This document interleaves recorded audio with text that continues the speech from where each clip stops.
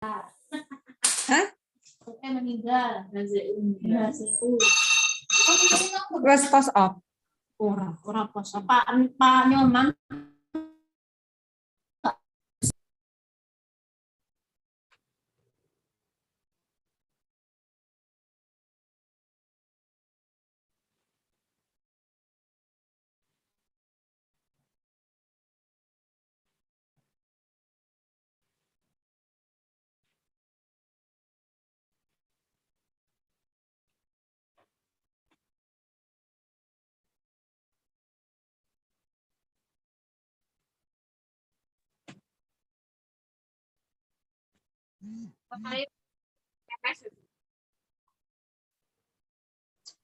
Itu kayak mungkin Pak Andi loh.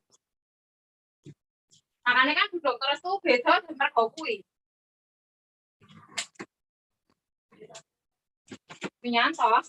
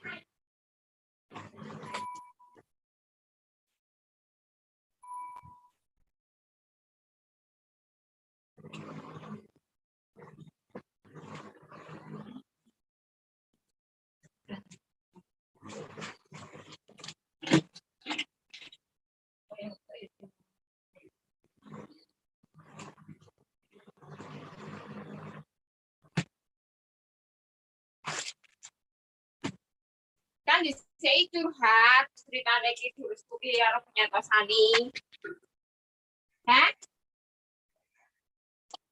Lah ya curhat, oh lah kok orang ini burung suwe iki takoni ngono kuwi. Terus kabeh kok kaget toh.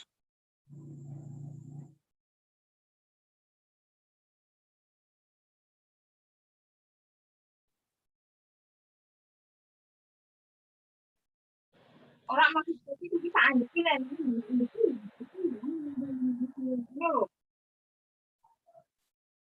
ya udah kalau kan terus bukannya tadi sekarang masuk ke titik anu Jakarta anu tak alas benar nikahannya urus dulu wis kalau Pak Naryo terus dari Pak Andi oh ya alhamdulillah kalau udah baik-baik aja wih.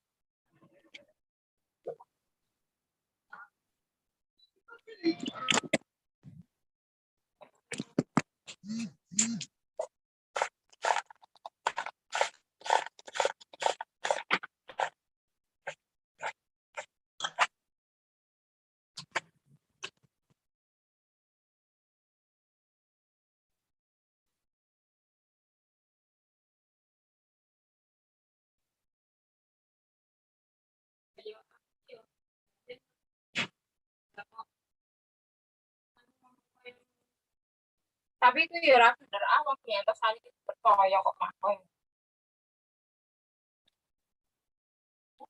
Tapi percaya kok ora telah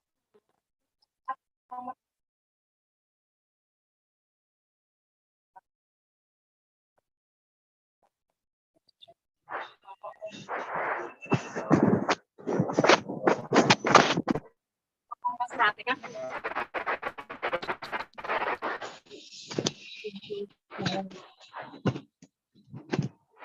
bro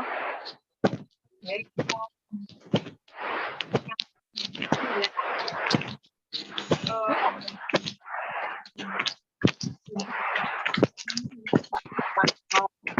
nak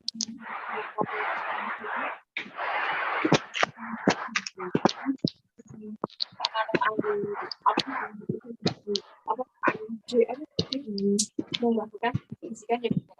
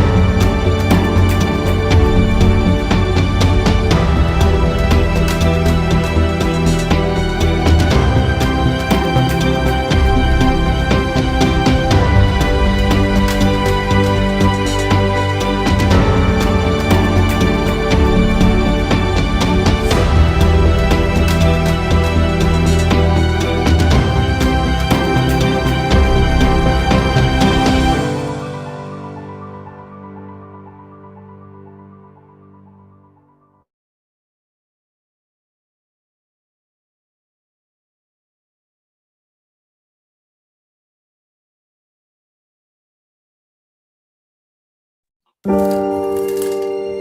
believe that a few caring people can't change the world.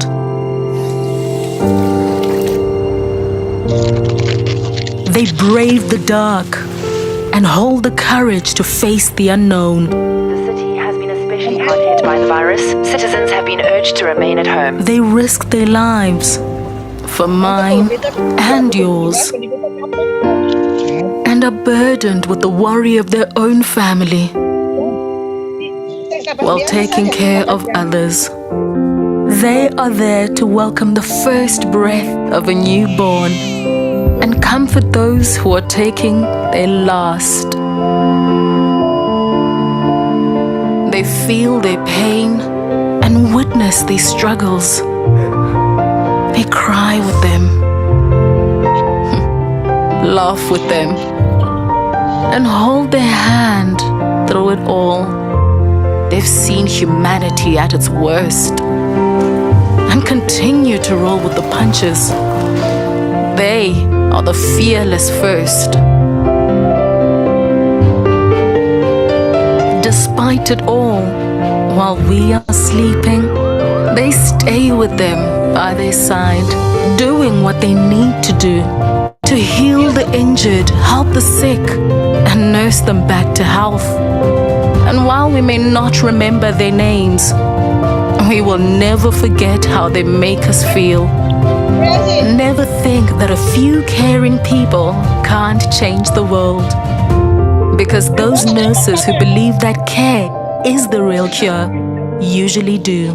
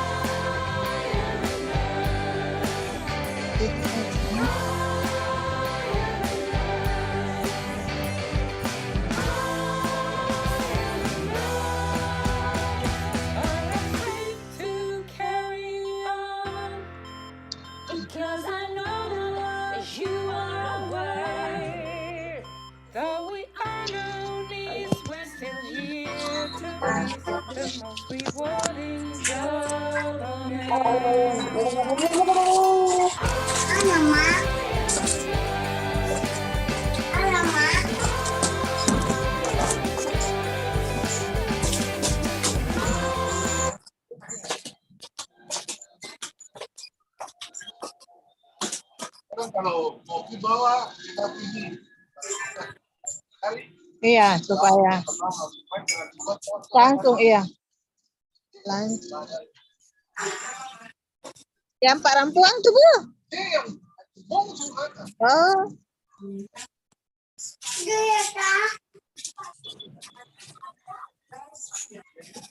Timur iki kena.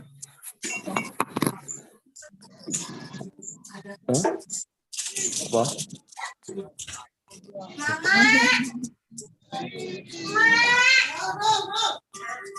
Masuk tak pateni.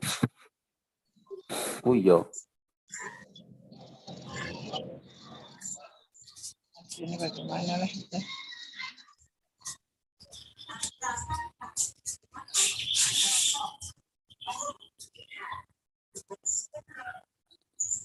Oh.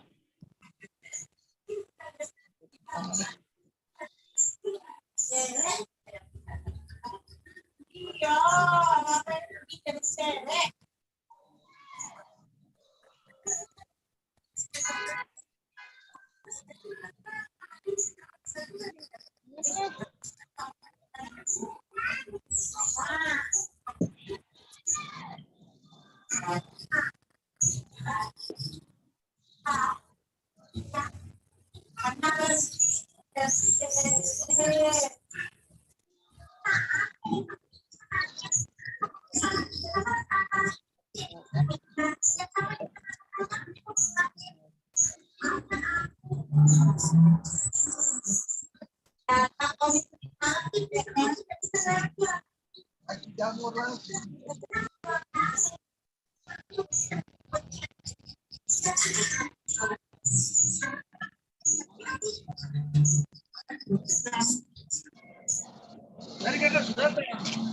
Oh, bagaimana nih?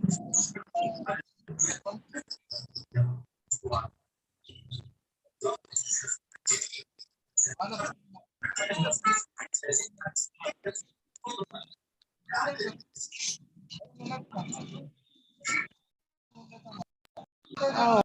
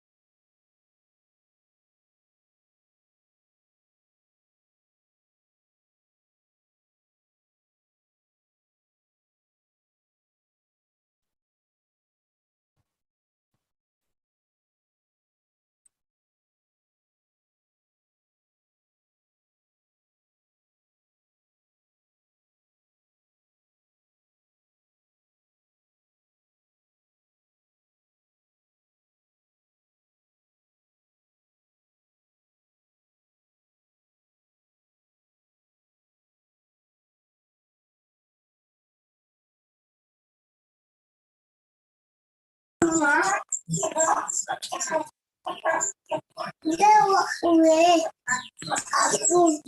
awas, awas, awas. Ya ada ya mak. Panas. Ada ini. Ada.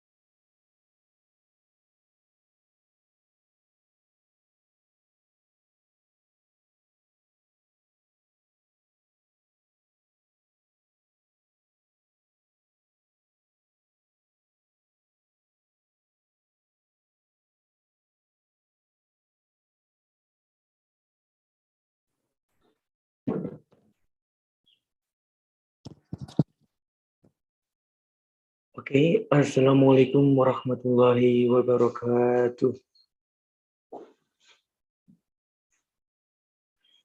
Good morning, everyone. How are you today? I hope I wish everyone is in the best condition today. Okay, let me introduce myself. My name here is Muhammad Unkihul. You can call me Unki, and I am sitting here as the moderator of this big agenda. And now uh, you are here to follow the international seminar entitled Opportunities and Challenges of Nurses in Providing Excellent Service in the Treatment of Degenerative Disease and Elderly with the Psychology Support in the Era of Society 5.0. Okay, for the first presenter, for the first source, we have we have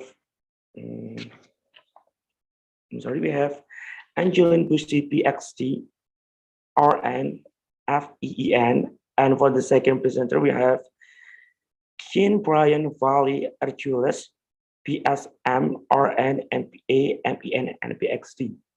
Okay, please enjoy this seminar, and I think it's a good time to create our first source. Hello there, Miss Angeline Bushy.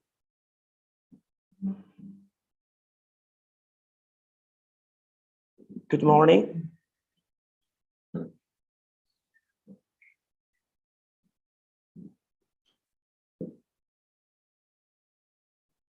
Hello, Okay. I'm right here. I'm trying to get to my screen here. Just a minute. I've tried to get my screen. Hold on. Yes, I can see you well. Okay, all participants. Okay, I'm gonna get this down. Okay. Yes. Before. Are you in Jakarta? Is that where you are? No, I am in East Java. Okay. Okay. Before I start the presentation, let me read the curriculum vitae of yours. Okay. Our first presenter is Mrs. Angeline Bushy, PhD, RN, FEEN from the Florida, and from the education, she passed the PhD from the University of Texas, Austin, for the MNE, Montana State University, Bosman, MT, and then next is Northern Montage College for the adult education, and for the PSN, he passed the University of Mary Bismarck, MT, and from the licensure of the certification, she was registered in license by the Florida Board of Nursing and clinical specialist at the public health nursing, and for the employment in the non-academic appointment in 2018 until 2020 in the Florida Center of Nursing, and at the 2016 and 2020 standing as the secretarial appointee of the Department of Veteran Affairs, VA, Rural Health Advisory Committee. And today, Mrs. Angeline will bring the presentation about the, wait a minute.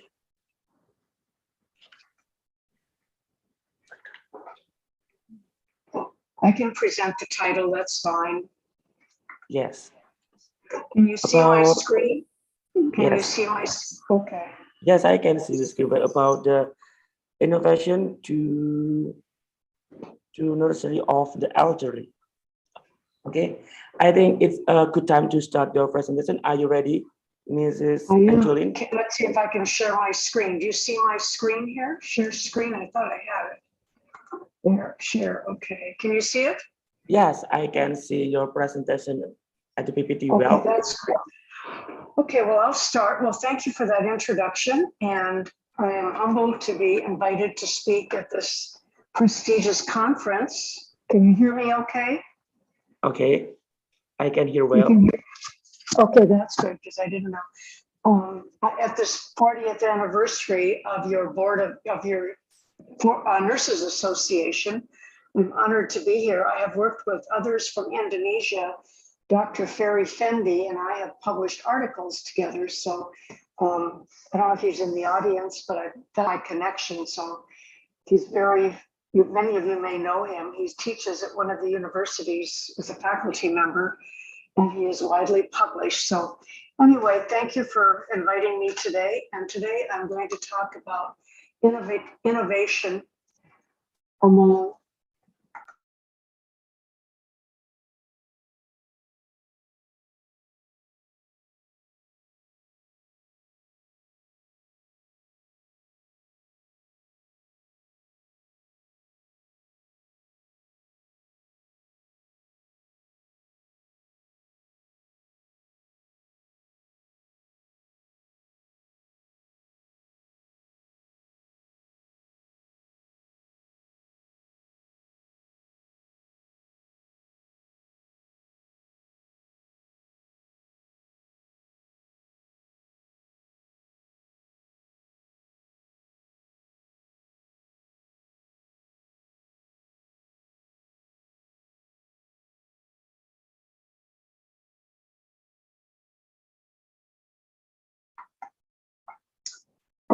diaspora trends, migration impacting the elderly, promote awareness of diversity among the elderly, discuss technology challenges for the elderly, discuss the role of cultural and linguistic competent elder care,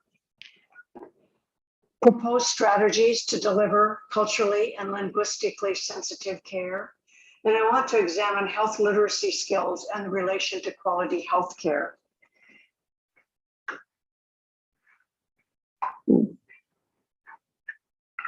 Why is this not going down? Okay. The focus of my presentation today, I want to emphasize it will not be on the use of state-of-the-art biomedical technology in diagnosing, treating, and managing healthcare and older death. I'm not going to focus on that. My background is public health. Rather, my focus is on the use and relevance of technology among a diverse older population and day-to-day interactions with nurses and other healthcare providers. And before I begin to get started in this, I want to talk about some population trends. And if we look at population, this is from 2018 to the present. From 2018 to 2019, there was an increase of almost 2%. Okay, so then from 2019 to 2020, another 1.5%. From 2020 to 2021, another little more than 1%. And then from 21 to 22, at least a 1%. So over this period of time from 18, we can look at where we started, and it's a good 5 to 7% increase. And the data that I'm getting, it's interesting, is mostly from financial data sources. We aren't finding a whole lot, or I couldn't find a whole lot in health areas. So I'm looking at population trends from the financial, and I have, for those that want it, I provided links to all of my references on these slides. So then if we look at the urban population, as was mentioned in the introduction, my background area of scholarship is mostly rural. But in order to look at rural, you have to know what is urban. So starting at the bottom on this one, the world from 2016, the urban population from 2000 to 2017 was 4 billion, And okay, it was an increase there for 2%. And the urban population from 17 to 18 was again almost 2%. And I won't go through the number. So we're saying another, and then from 2018 to 2019, another almost 2%. And the urban population from 19 to 20 was another almost 2. So we can see lots of people moving into urban areas. Okay, then we look at rural populations. And again, we'll start at the bottom here. The increase from 16 to 17 was just barely 0.1%. From 17 to 18, there was a little more, about 0.1%. Moving, about 0.1 of 1%. 18 to 19, less than 1%. So 19 to 20 was not even 0.5%. So we can see that there's not a lot of people moving into rural areas. So I don't know if you're aware, but in your country, and I couldn't look it all up, what are the trends in your nation for the urban population? Are people moving in? Are they moving out? And what about the rural population? Are people moving out into rural areas? There's some that are projecting with COVID and all that people are moving to rural areas to get away from the population and the stress that exists in an urban area when there is a pandemic that impacts everyone. So then when we're looking at the population density, that means how many people per square mile. So if we're looking at the world, let's start at the bottom. 2019, it was 57 people, 57.3 people per square mile. So there was a 1% increase from 18 to 19. From 19 to 20, 57 to 93. So there was another 1% increase. From 20 to 21, another 1%. From 21 to 22, there was 15, almost 60 people per square mile. However, I need to emphasize some regions, rural regions, have a population density of fewer than 5 persons per square mile or 20 people per square mile. So I don't know how it plays out in your country, but what are the trends? What should you be aware of? And then what are the challenges for residents who live in these areas that have fewer people per square mile? Because when we're looking in here, this is probably has urban in the area, but when we're looking at 20 or fewer, it's probably rural. So what are some of the challenges? Well, it's going to be not as many services probably, and greater distances to services. And if you're an elderly person, older people live in a rural community, more older people living in rural communities, who's going to take care of them? Many can't even afford to maintain their home. And younger people are moving out of rural areas because they don't have the job opportunities. And those were the individuals who used to generally cared for the elderly individuals in the family. So in your spare time after this conference, try to get a picture, an idea of what are the trends in the area. In working with Dr. Fendi, he also focuses on rural. And I know there is a number of rural populations. I don't know if it's the islands or the outreach areas of Indonesia, but there are rural populations, but I don't know what the population density is. The current birth weight, now this is kind of interesting. I'm starting at the bottom. From 2018 to 2019, there was a solid 1% decline. From 19 to 20, more than 1% decline. From 20 to 21, another 1.33%. From 21 to 22, another almost 1.2. So we can see there's a significant decline in the population. And the global declining birth rate is a major concern for all nations. It's beginning to make the news. So there's an article that was in the paper. I'll click to it here. I don't know if you can see it, maybe not. I don't know if you, can you see this? Probably not. I'll cancel it.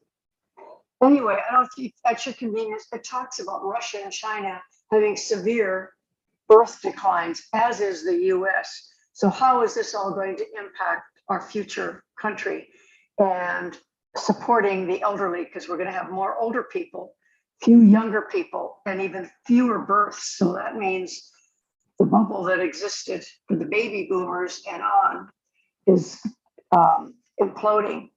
That means that we've got overbuilt schools. How are we going to care for the elderly? And what about The younger people, how are we going to provide services for them? And all of these things have major implications for the healthcare systems, as well as for nursing practice and nursing planning. The world death rate, you can see this is from, it says from 1950 to 2022.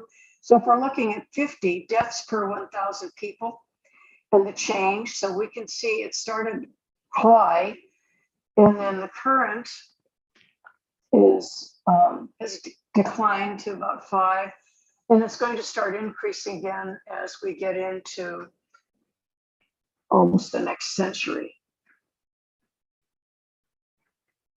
The world life expectancy from 2018 to 2022. Again, we've got fewer births, lower birth rate, increase in population in urban areas, and now we're looking at life expectancy. From 2018 to 19, there was a 0.25% increase, and this is going to differ between males and females.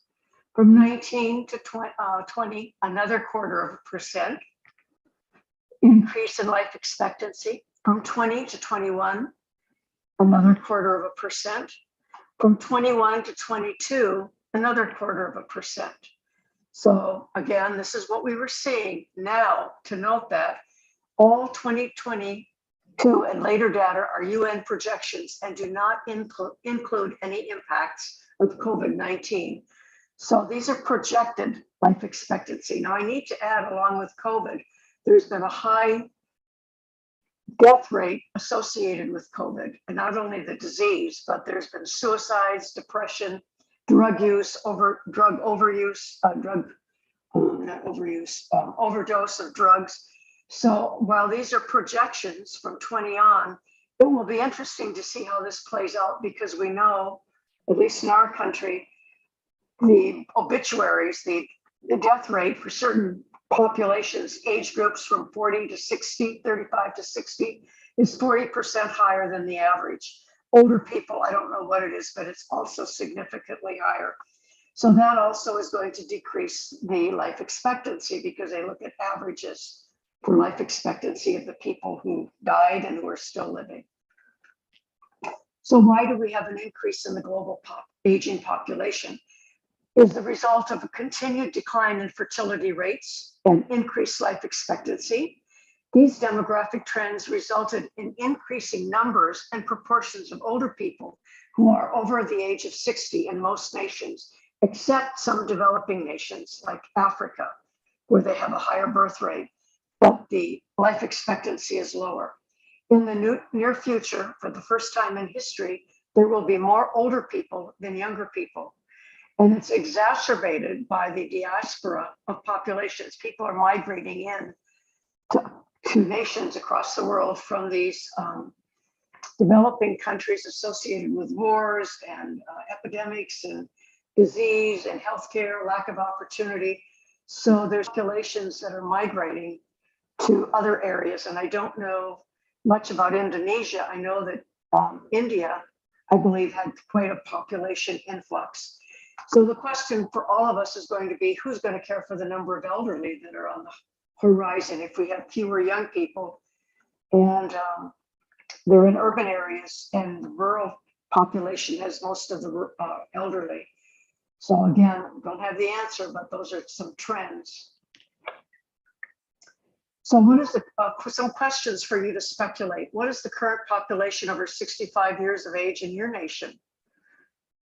What about those over 85 years of age? What are the projected aging trends? Now, the other one that we have to ask is centurions. Probably the fastest growing population in developed countries are those over, or developing countries, are those over 100 years of age. And every day in the paper, I'm reading more and more, 1 or 2 people that are over 100 or 110. So again, when you're looking at these things in your country, for nursing practice, as well as nursing education, healthcare system, those are the kinds of information, those kinds of trends are the information that you need. So what has your government and healthcare system put into place to address these demographic trends? Now, I know we have people from Indonesia, but there may be other countries there as well. So that's something you need to consider. And what are the, because if we're looking at elderly and they can't all stay in their homes, aging in place is ideal, but not everybody can do that. So they're going to need a continuum of residence options, independent living, perhaps daycare or day treatments or not, daycare centers for elderly, respite care, long-term care facilities, rehab. So there's going to have to be a continuum of residence options, especially if people are living in their own homes and they can't take care of themselves and they don't have others there to take care of them. We're going to need a continuum of healthcare services, primary, secondary, tertiary prevention services, because once individuals reach the age of 40, they start developing comorbidities, disease processes. Those in the 60s and older have 2, 3, sometimes 4, 5 comorbidities, and many of these go together. For instance, obesity, associated with that is diabetes, associated with diabetes is cardiovascular disease, neuropathies, visual impairment, hearing impairment. So again, we're going to have to look at how do we prevent these if possible. We need to start now. Second, primary is the prevention, education, immunization. Secondary is the screening and early identification of the problem. Tertiary is after the individual has been diagnosed with the health problem and trying to maintain them at their optimal health. For instance, to prevent diabetes, we're going to do health education about diet, exercise, stress management, weight management. The secondary will be screening blood glucose levels, hypertension, we want to screen for that. Coronary heart disease, we're going to start screening for those so we can identify it early on. If there's a diagnosis or early diagnosis, then we start tertiary prevention. Again, this is where your education comes in. If somebody has early type risk for developing diabetes, we need to get them on a health promoting diet that helps to manage that, hopefully get them moving. So to lose some weight so that they have less risk of that. If their blood pressure's up, do some, manage that. So tertiary is where we're preventing, where we're dealing with people that have a diagnosis. I'm going to raise your, can I answer questions at the end because I can't really see you right now. So at the end of my presentation, I'll answer questions. Is that okay? Because I can't see the participants and read at the same time. So keep your questions till the end. Then we're going to need community-based services because we know acute care, hospitalization is extremely expensive. So we're trying make every effort to keep people out of the hospital. We have palliative care or home care, at the end of life, hospice care. So again, we're going to need more of these kinds of options for the population trend that we discussed earlier in here. So question that you can reflect on, how might the trend of lower birth rates and longer life expectancy impact your nation? What about if you have a social security or retirement program, who is going to subsidize that? If you have fewer younger people and more older people, how will that play out? What about taxation? What about your community? Have they done anything or are they planning? What about nursing education? We need more nurses, but the nurses who are in the practice now are getting older and they're going to be retiring. So that means, how do we get the backfill on that? We talked about social benefits, social security and social service, as well as housing and safe environments as well.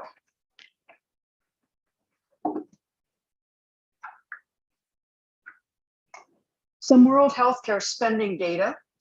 And starting at the bottom, from 2017 to 18, there was a 4.5% increase. This is global. I don't know what it was in the US, probably more than that. Oh, I got that wrong here.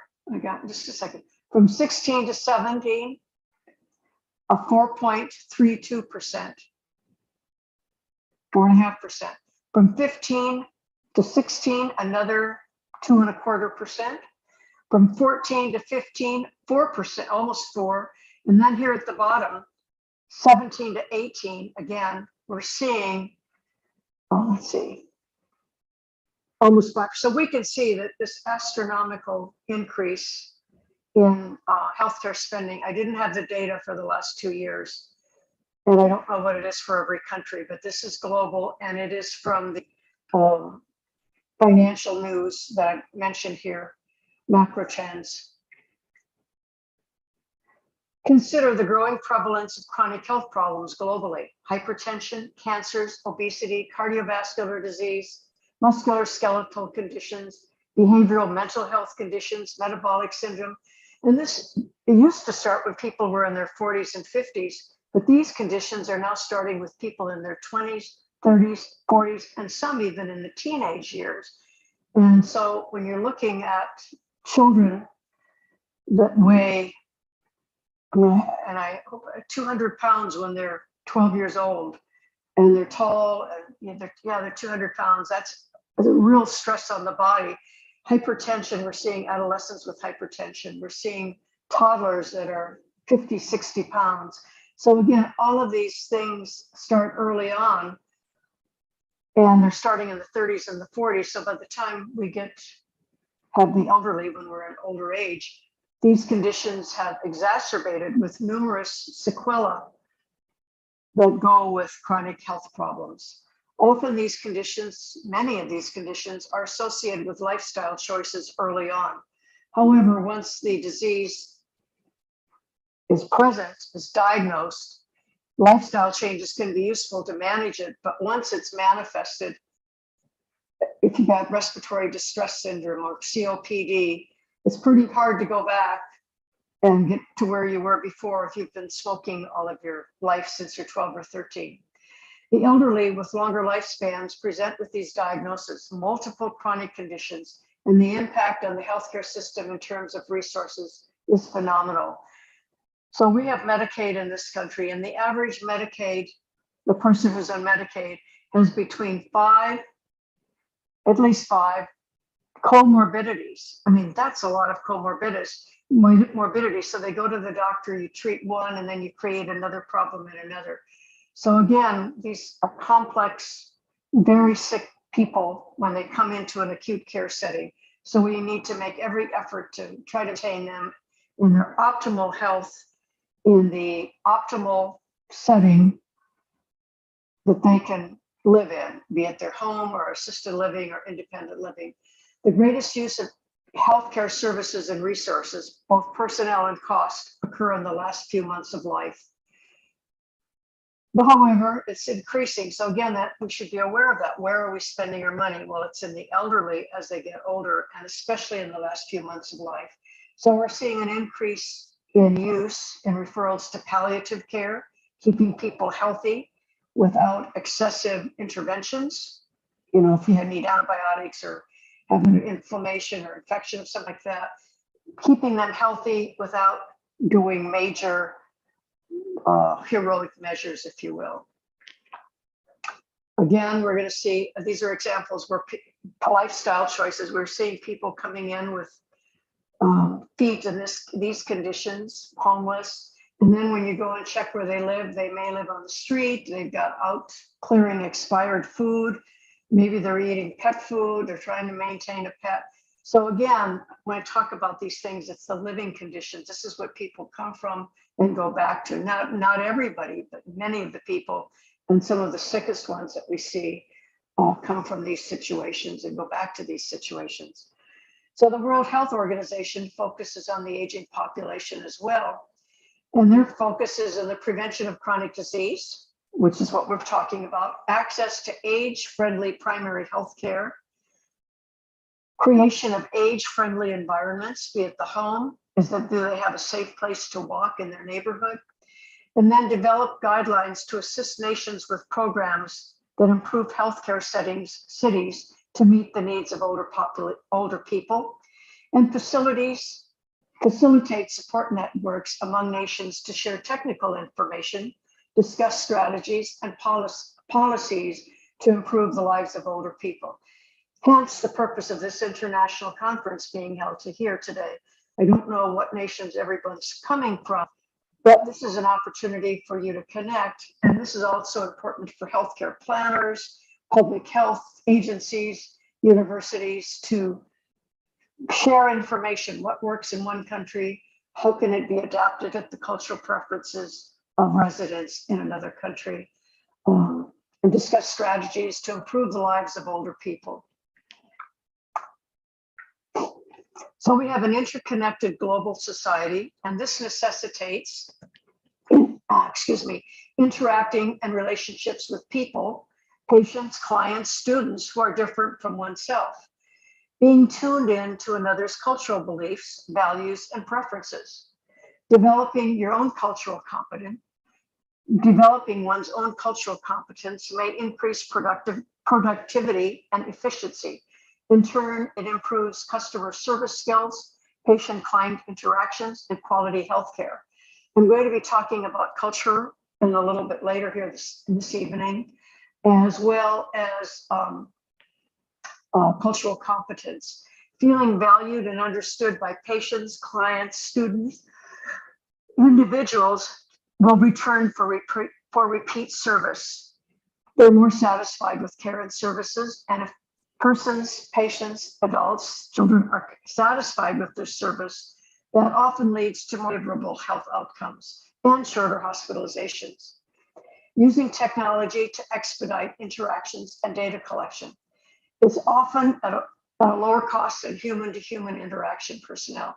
So what we need to do is use technology where we can for data collection, and it may be lower cost. However, we still need the human-to-human personal interaction. And so often I talk to older individuals and they tell me, I went to the doctor today and the nurse, and she didn't even look at me in the face once. She didn't look at my face once. All she did was enter information into the computer.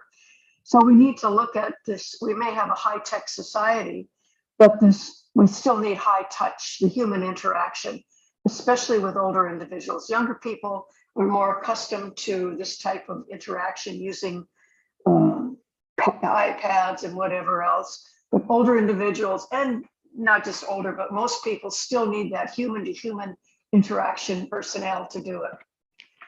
And technology may not always be the most effective way to interact and could even hinder effective communication and caregiving. For instance, giving a patient, when they're admitted to a service, some sort of a packet to fill out their history. Oftentimes they can't even see it, much less understand the terminology. And so what you're getting is an incomplete history because the patient has provided it to you on an electronic device, but it may be incomplete, inaccurate, or the history may be skewed in some ways because they can't see it or they don't know how to enter the information. And so the caregiver, while they save time, they don't have to ask. In the end, they don't have accurate information. Hence, the treatment plan may not be appropriate either. And there we see our global society interconnectedness. So the diversity is the word of the day. We have ethnic diversity, which refers to people from specific countries. And I'm going to use Europe, for example. We have ethnic diversity there. Europe is a large nation. I mean, overall large in area. But look at all the countries that are there. Norway, Sweden, Iceland, England, France, Germany, Luxembourg, Austria. And all of these people have their own preferences. And some of them have their own language. And you cross the border, they've got different currency where oftentimes if they have a similar language, it has linguistic nuances. Definitely there's cultural differences, and there's cultural differences even within a nation. For instance, I'll use the US. The US is good sized, or also Australia, they're about the same size. And the southeast part of the US has quite a different culture than the northeast and the Midwest and the Southwest. So we have different, all speak English, but there's different dialects and there's different cultural preferences. It has to do with the environment, their food preferences, the type of occupations that go on there. And then there's genetic factors. There's genetic, we all have, there's some similar, but there's different genetic factors that contribute to our health status or physiological makeup or predispositions to certain health problems. Likewise, learning styles and preferences. And why is that important? Because when we're teaching people, We think lecture is the only way. And during COVID, I believe in your country, you probably were home and many probably doing things on the computer. Some people really like working on the computer, but it's amazing how many students do not like that. They prefer a classroom situation, at least some of the time. So the learning style, some people learn better by listening, others by reading, others by visuals. Some need large motor, they learn better by to spell, for instance, using a sandbox. And then their educational level varies greatly. And again, their knowledge about healthcare. Socioeconomic factors play into diversity. In other words, social determinants of health. That's where we live, what we're born into, the type of food we eat, our occupations, all of those things that are included in social determinants of health or contribute to diversity, which is the word of the day. So diversity is the belief systems, if we're looking at cultural belief systems regarding birth, traditions, death, life transitions, and health promotions. Different countries have different values and different people. Some want home births. Others have rituals that go with birth, eating certain foods. Likewise with death, who should be with the patient, who takes care of the body. Life transitions, how is this handled when the child first goes to school, at baptism, or when they're christened, or entering adolescence, menarche, and different transitions that go with that. And then health promotion. What do people do to stay healthy? We can go around the room and ask everybody and say, what do you do to stay healthy? Some of you take vitamins, some of you exercise, some of you may try to manage your stress level. If you're in school, your stress level will be high, probably not getting enough sleep. If you're a young mother, a mother with young children, you're probably going to be tired till you're 35 because they're very active and you may be up many nights. Your husband may, or your spouse or your partner may be having to work to to support you. And maybe the female is also working outside of the home. So again, what are the belief systems? And they're again diverse, and you can reflect on your own families. What are those? Likewise, the definition of health and illness. How you define health. I could ask you, how do you define health? Some of you will say, to be able to relax, to exercise. Some people define health as the ability to work, to get my work done. Other people define health as I'm healthy when my children are healthy.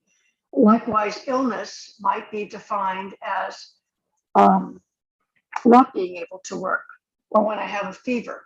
And sometimes a person with diabetes might say, I have an illness, diabetes, and today I feel pretty good, but when my blood sugar is up, I feel not so good. So how they define health and illness.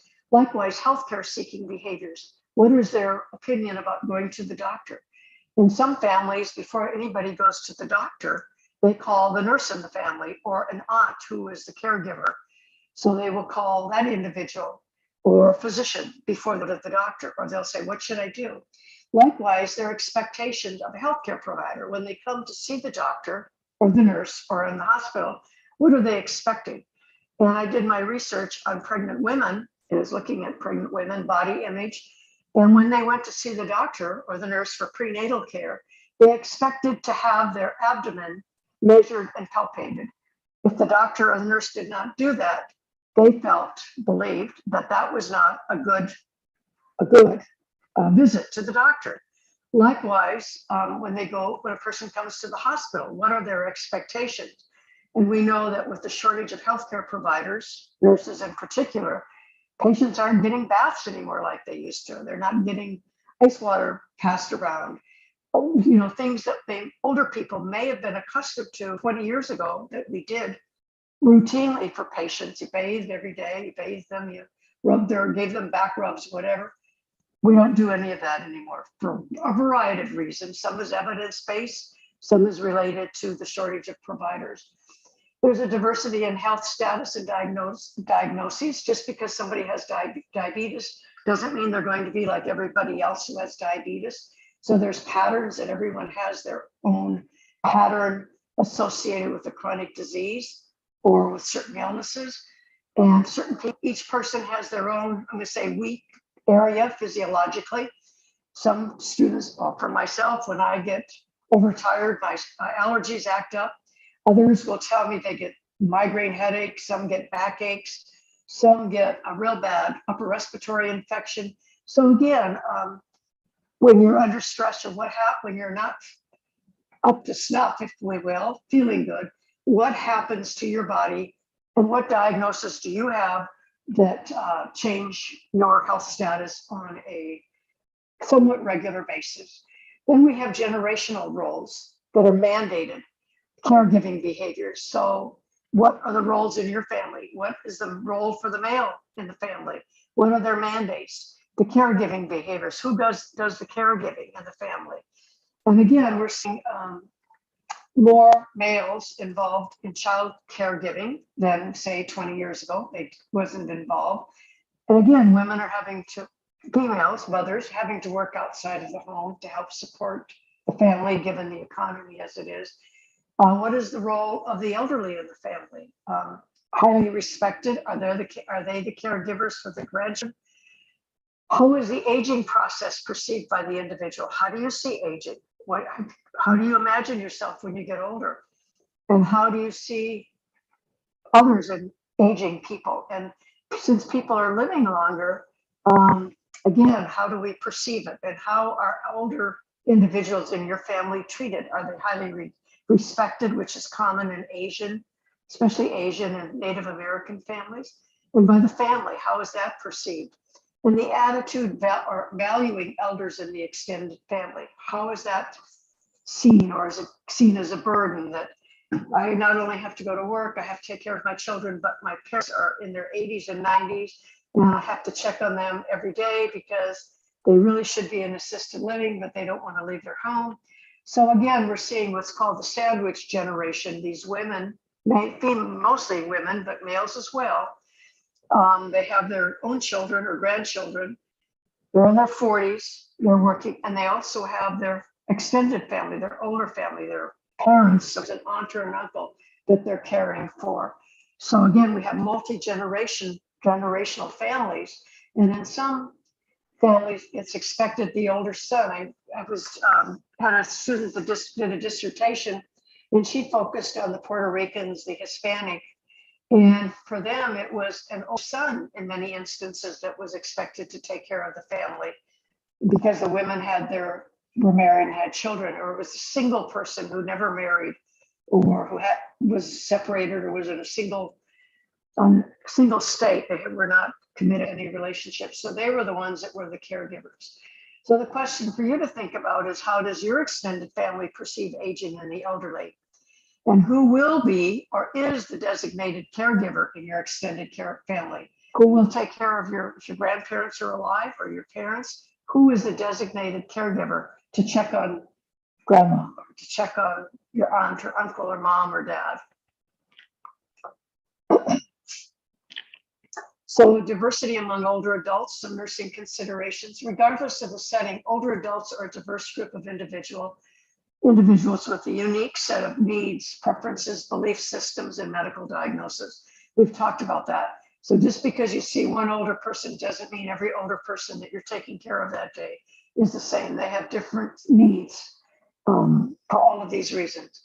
And the elderly must often confront complex health decisions that involve trade-off among options that appeal to different values, beliefs, preferences, or socioeconomic factors. So they've got all these health conditions. Well, we can treat your diabetes, and we got to get that under control, but you also need bypass surgery. But we really can't do bypass surgery until you lose about 50 pounds and we get your sugar under control. So you've got all these complex comorbidities, and they're going to have to make decisions. It may not be a decision, but they're going to have to look at these things, or maybe socioeconomic factors play in based on their financial status or their living conditions. And maybe they don't want any extra treatment. Maybe they just want to continue their life as it is, and they want palliative care. So again, we have to be aware of what their expectations and preferences are. What are their expectations from caregivers and healthcare services? I've talked a little bit about in that previous slide. What is their attitude about the use of biotechnology and treatment choices? There are some elderly, I would say Native Americans, who really don't want technology. They believe that it's a spiritual thing and they don't want to be connected to a respirator or whatever else. Or don't put me on a respirator to die. Let me, don't do extra measures. And what are their treatment choices? What is their attitude? And do they have, now we call it advanced directives. I don't know if you have that in your countries. And that's where we have it stated what we want to do, how we want it when we're older, or not older, if we are in a situation where we're very sick. What do we want? Do we want extra measure? Do we want an NG tube? Do we want to put on a respirator? Do we want CPR? Do we want extra nutrition? So, or do we want resuscitation? So again, that has to be defined, and who is designated to make that decision for us. And in our country, it's called advanced directives. Perhaps you have something similar, I don't know. And what are preferences what are their preferences for family caregiver as opposed to formal caregiver options? Sometimes they'll say, I don't want to go to the hospital. I just want my wife to take care of me, or my daughter. I don't want a nurse to come in. I don't want home health. My wife or my sister is taking care of me. So again, their preferences often is for a family, but then sometimes they want their family there at all. So again, you have to tease that out and see what is their preferences, or desire to remain in a familiar setting during illness, especially end of life. Hence, we're seeing more hospice services offered in the home as opposed to the patient dying in the hospital. And there are some inpatient hospice settings in many communities, which are nice. It gives the family some respite, but also sometimes the very end of life, there needs to be a lot of management with pain and that sort of thing. So what is the family able to manage? What does the patient want? Are there nurses or caregivers available who can provide hospice care in the home? So nurses need to be aware as to what motivates older adults. This is important to develop and disseminate effective health-related communication. What motivates an older adult? Is it if they're very sick, to stay alive until a certain date because a grandchild is coming or a wedding, or they want to look good for a reunion or something? So what motivates them? Sometimes it's just to feel better, to get the blood sugar down so they don't have a headache, so they feel better. So what is it that motivates this person? And then if you can identify that, it's effective when you're trying to teach them and trying to do some discharge planning, if you will. What motivates them to do what you're doing? Again, you have to just kind of see. And sometimes nothing seems to motivate. They just say, I just want to die. I don't want anything at all. I just want to die. Give me something, and that's not an option. So anyway, what motivates a person, and trying to work with that frame of reference as you develop your care plan. We'll talk a little bit about the digital divide. And what that refers to is the gap, and talked about technology here, the gap between demographics and regions that have access to modern information and communication technologies and those that do not have access to this technology. The digital divide now encompasses the technical and financial ability to utilize available technology, along with access or lack of access to the internet. So we'll talk a little more about that. It's more than just having a cell phone. And older people many times don't want cell phones because there's too many apps on it. They can't figure out how to dial, or the pad is too small. They want a landline. And some can't afford to get an iPad that's bigger. So again, it's access. Some may have it in a rural area. They may be able to have a cell phone, but there's no access. There's only cell connection is not very good, or you may not even get it, or to the internet. So you can't even get to the internet.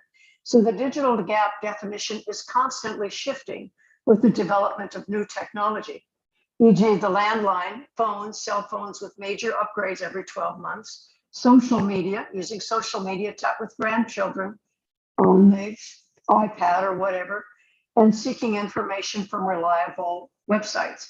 So again, some people are comfortable, getting on FaceTime and talking to the grandchildren when they call, but finding information on the computer is almost, they don't know how to do it, or never mind entering information. The primary care clinic asks them to fill out information on the computer to save time when they get to the office. Well, first of all, they can't log in. They may not have the internet. And I hope mine doesn't cut out today because we've had internet outages here where I'm living today. So hopefully that doesn't happen this evening. So again, the digital gap, what it was 10 years ago, is different today with all of this changing technology that we're seeing. Although having said that, some of the technology is becoming more user-friendly. And there is technology that's being developed specifically for older adults. For instance, there's a cell phone that I've seen, and I think it's called Jaggernaut. I can't remember exactly what it is. That's specifically for older individuals, and it's quite large. It's maybe like a mini pad size or a little bit smaller, mini iPad, 5-7 inches, something like that.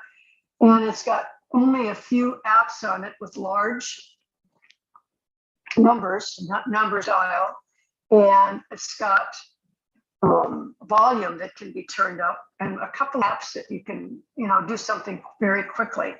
And it's lower to operate than some of the others. So again, we're seeing technology that's specifically being created for visually, hearing impaired, perhaps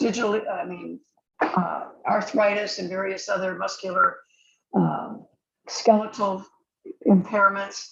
So we're seeing more of that, and it's becoming a little more user-friendly, but they still panic when the internet is off, and they don't know how to, they're supposed to update or something, they can't figure it out, so they're in panic mode. Again, we have to ask what people are at with their technology. And this looks like my husband some days, to be honest with you. He does not do well on the computer. I mean, he knows how to get to certain things, but and that's how a lot of people feel, smoke coming out of the ears and mouth and nose and everywhere. So the digital divide, some facts, the digital divide is an issue within many developing countries and for many rural populations who are likely to not have access to digital technologies compared to urban or city residents. The digital divide also exists among countries and continents and between men and women.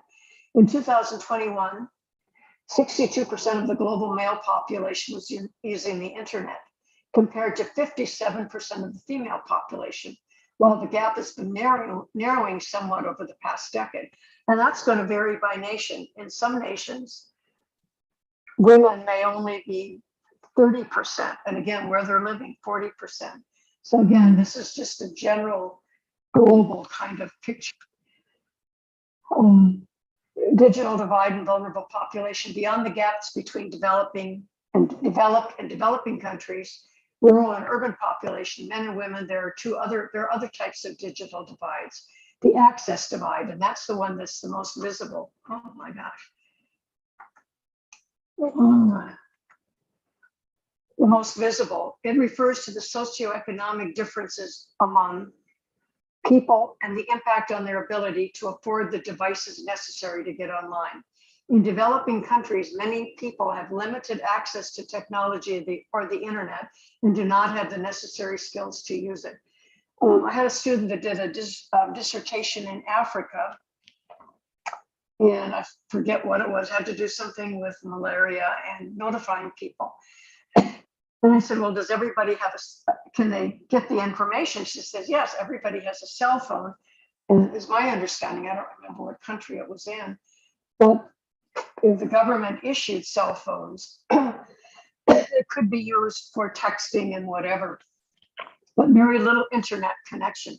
So most people had the cell phones, but did not have good internet connection to go on the internet to get information or contact other people, etc.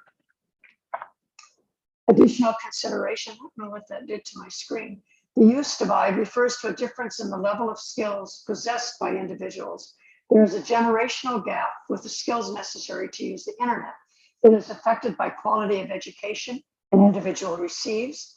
Younger educated people tend to have more skills than older, less educated individuals. And you've all seen the picture, and I was going to bring one up tonight, of the 4 or 5-year-old that's helping grandma or maybe dad or mom to use the internet and to use the computer, because they are really sharp on it. They use it in school all the time. So the younger children, if they have access to it in the classroom, and developing countries often do not have that access. So in more developed countries, most school children do have that access. So the quality of use gap refers to the different ways that people use the internet. Some are far more able to find information they need compared to others. For example, elderly often use the FaceTime to connect with grandchildren, but do not know how to search for reliable health information, or to contact their doctor's office if he has electronic records or something like that. They don't know how to access. And then gaps in connectivity and skills. It refers to the existing differences in wealth and access to education, as well as gender discrimination. So the digital divide exacerbates these differences by barring many people from the information necessary to break out of their current situation. What time is it? Let's see. Factors impacting the global digital divide. Originally, the global digital divide was seen as a consequence of economic development. The belief was that as nations developed economically, they would have digital capability. However, as countries and individuals became richer, the expectation would purchase and the infrastructure we put in place. Even though incomes have risen globally over the past 2 decades, access to digital service remains consistently low in much of the developing world, often due to a lack of government investment in internet infrastructure. Citizens may have internet-enabled devices, but still no connection to the World Wide Web. Cell phones with very limited connections. Internet penetration rate varies among continents. In 2022, 80% of Europeans had internet access, compared to with just 22% of Africans. And it would be, I encourage you, when you finish this lesson or when this conference, see what the penetration is in your country. And more than likely, if you're a student, you probably have pretty good internet connection. But what about the people in outlying areas or in rural areas? Do they have that connection? And what about the elderly? Do they have the skills to be proficient in it? The human impact. The digital divide encompasses the technical and financial ability to utilize available technology, along with the access or lack of access to the internet. The divide exists between developed and developing countries, urban and rural populations, young and old, and less educated individuals, and men and women. The urban-rural divide is the single biggest factor in the digital divide. The consequences of the digital divide include isolation, which can affect mental health, posing educational barriers as post-secondary education increasingly moves online, thus worsening gender discrimination, especially for women. The coronavirus pandemic exposed differences in digital coverage in the US and other countries. For example, children are forced to attend school remotely. Affluent communities where people struggle to get vaccination appointments. So what many internet providers did was they provided free access to school children so they could have access to the internet for their lessons. And then again, some children didn't have computers. So again, school districts had to purchase computers for many children.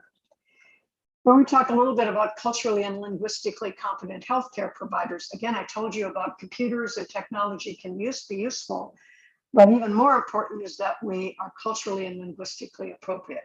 Cultural competence is defined as the acquisition and maintenance of culture-specific skills to function effectively within a new cultural context and interact effectively with people from a different ethnic cultural background.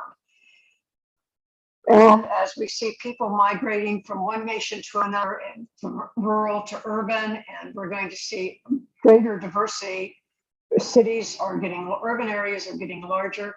Hence, people that we're exposed to in hospitals are going to be more diverse as well. Linguistic competence is the use of language through the expression and interpretation of concepts, thoughts, feelings, facts, and opinions in order to perform oral and written discussions. So we need to understand where people are coming from when they talk to us, and that would be the word as well as nonverbal communication. And for example, what does it mean when somebody lowers their eyes when they speak? In some cultures, it's a sign of honor and respect. In other cultures, it's a sign of aggression. In American culture, we expect eye-to-eye contact, but otherwise we see the person as depressed. So what do those kinds of things mean? And so that's part of ethnic and your cultural upbringing. You're exposed and people learn specific behaviors. And I often hear people say, well, after people have been married a certain number of years, older couples, they begin to resemble each other. And that has to do with the expressions they use and the hand gestures, if you will. So again, people begin in ways to resemble each other. In families, you see resemblances, eye contact or hand usage or terminology or jargon or whatever it is.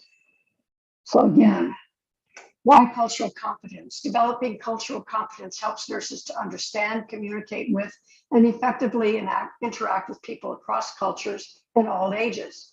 It is the ability to compare different cultures with one's own to better understand and appreciate those differences. In other words, my culture isn't the only one. I see this is different, but I'm learning from it, and it may be a better way. So again, is be able to see your own, but have boundaries and see where the other person is coming from. Unconsciously, we bring our own cultural frame of interpretation to every situation.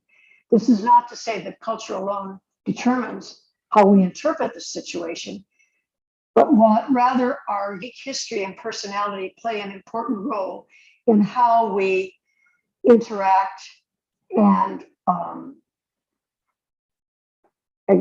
work with other people of another culture. Developing cultural competence is an individual growth process. There's a lot of information on it. I've got some websites that you can go to. And there's no way you can be competent in every culture. So looking at who you care for in your healthcare setting, I'm assuming most of you are nurses.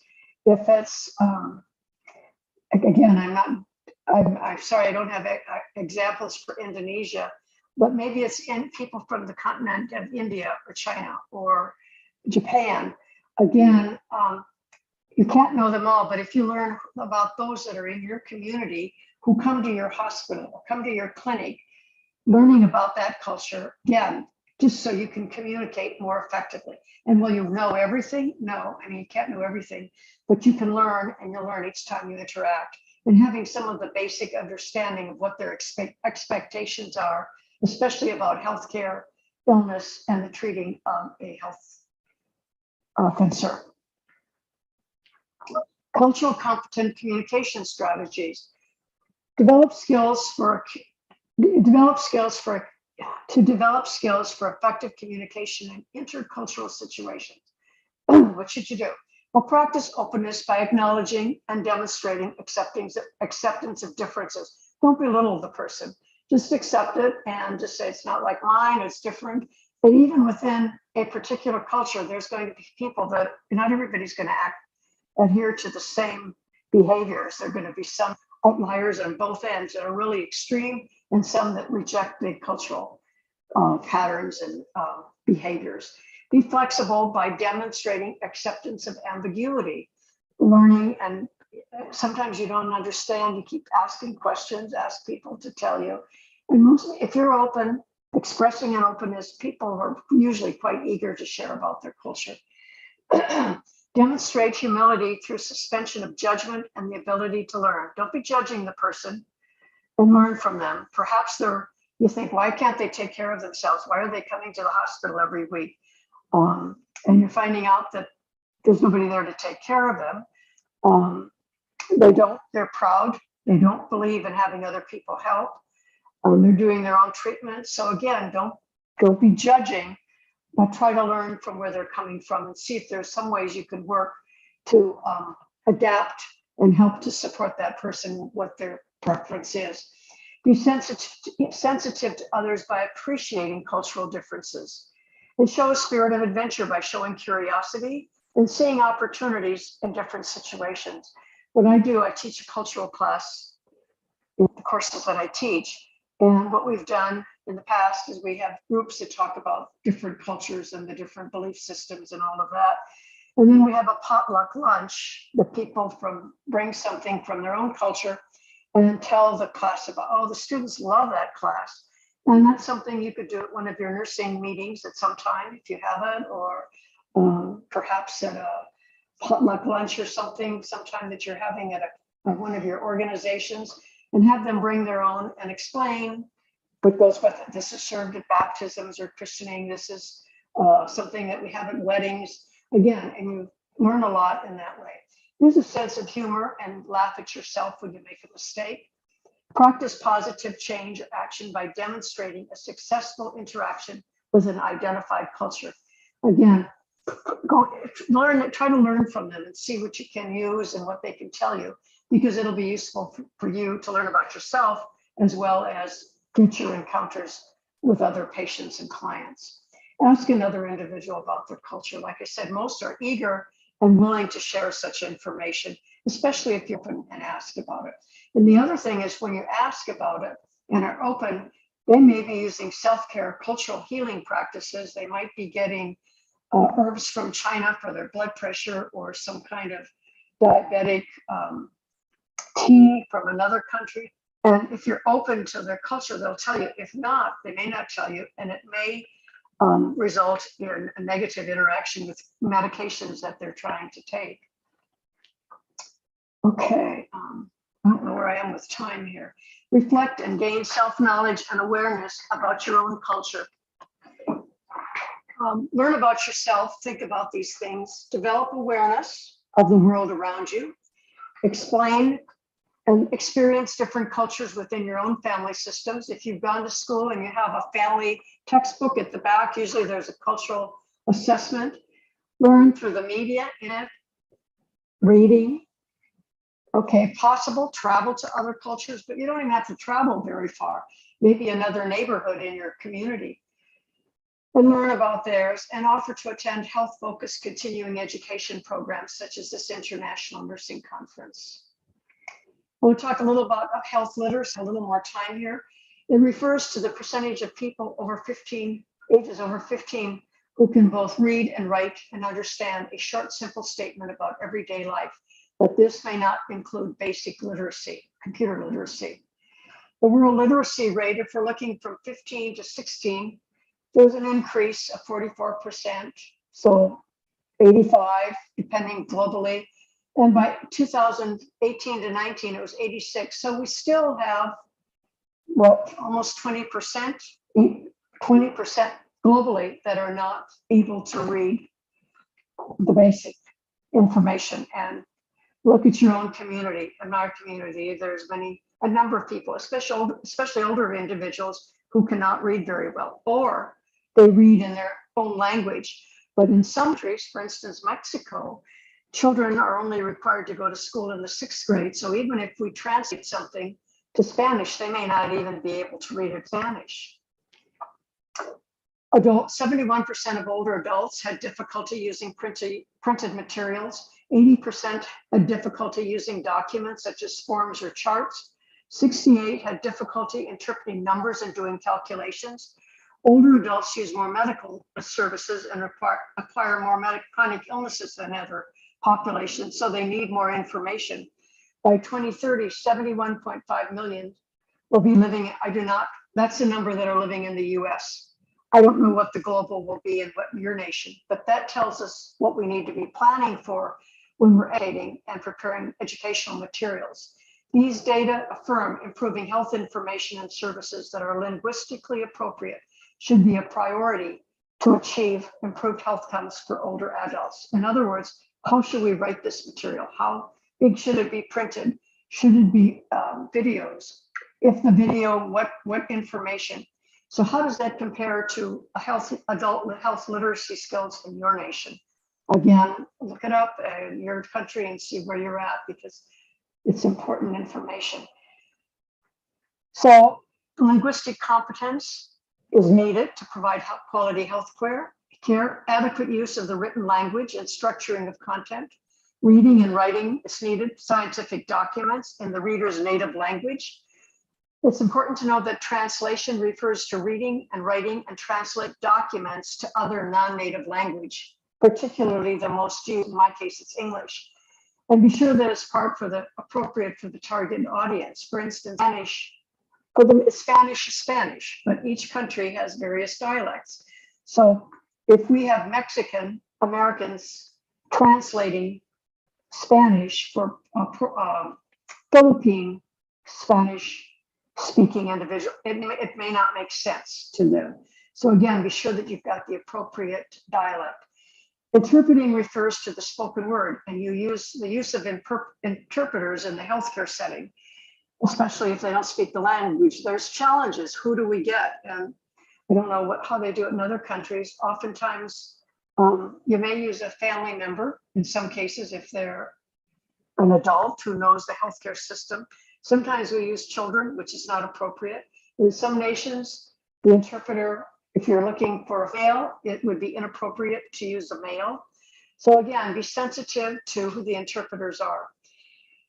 It's important to know that translation may not indicate a complete proficiency in another language, but it must be good enough to allow its readability and informed interpretation by the consumer. Health literacy, why is this important? Even people who read well and are comfortable using numbers can face health literacy issues. Healthcare providers outside of their specialty. My specialty is public health. I know a lot about head lice, immunizations, but I'm not into cardiology. They may not be familiar with medical terms or physiological functions. They lack the ability to interpret even basic statistics or evaluate risks and benefits. And if we're talking about evidence-based practice, that's what you need to be able to understand. They're diagnosed with serious illnesses. They're frightened, confused, highly stressed, and when you're in that state, you don't remember. Think of yourself when you took a test in school and you were stressed. Seems like everything just drains from the brain. So anyway, having a diagnosis requiring complicated self-care is difficult to understand and manage. They may be voting on an issue affecting the community's health, and they're unfamiliar with the technical information, or purchasing over-the-counter biomedical and pharmaceutical products, just decide which is what should I get. And sometimes we think that costly, the highest cost product is the best, and that isn't always the case. For instance, generic aspirin is probably as effective as Bayer aspirin. So again, health literacy considerations. Can the person read the written material in their language? Is it written in the appropriate dialect, language reading level? Avoid acronyms and jargon. If the person is visually or hearing impaired, can they hear a provider reading the information? Is the print large enough to see rather than a very tiny font? You get stuff from the pharmacy and you have to get a magnifying glass, and hopefully you can read it then. So now they're giving printouts, which helps. Do not tell the person to go home and look up the information on the internet, because they may not have the internet connection. Who should receive the information? Sometimes the caregiver, yes, but sometimes the caregiver can't comprehend. So if so, who should receive this information besides the patient, if appropriate? So considerations with the older adults: make the message empowering. Older adults want control of their health. Bring the message so older adults feel confident that they can use the information in a way that impacts their lives. Ensure that the information is from a trusted source. Older adults are more likely to act when the health message is from a trusted source that they believe is trusted. Ask leaders of organizations that serve older adults to identify sources that are credible and reader and linguistically friendly for seniors in the intended audience. Make the message self-directed. Adults like to learn new health information through a variety of information. Some prefer written, printed, others visual. So try to provide a variety in your teaching approaches, delivery methods.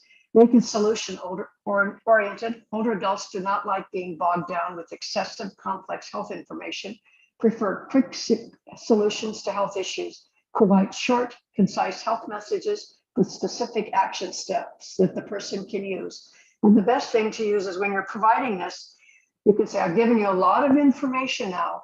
Can you tell me what I've told you? Can you repeat back to me? Because I want to be sure that I've said it right. So then they'll say, well, this and this. That's great, you understood that. Or now do you have any questions? So asking them to repeat it back in a polite way, just to be sure that the message has been.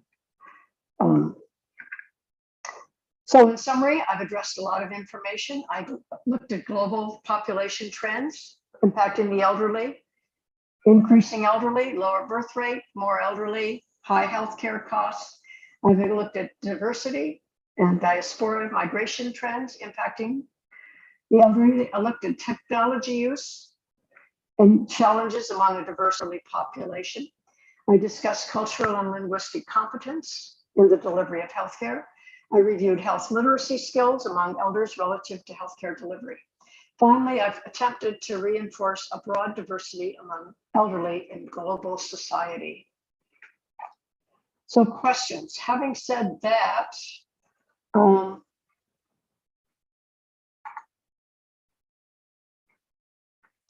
would I get out of Okay, thank you. Can you help me with the people who have asked questions? Because I don't know who's all asked, whoever's facilitating. I don't know if I have any more time, actually. Okay, thank you for your very comprehensive explanation. And then today, please for participant, you can ask the question about how to handle the elderly today. How to what today? I'm sorry.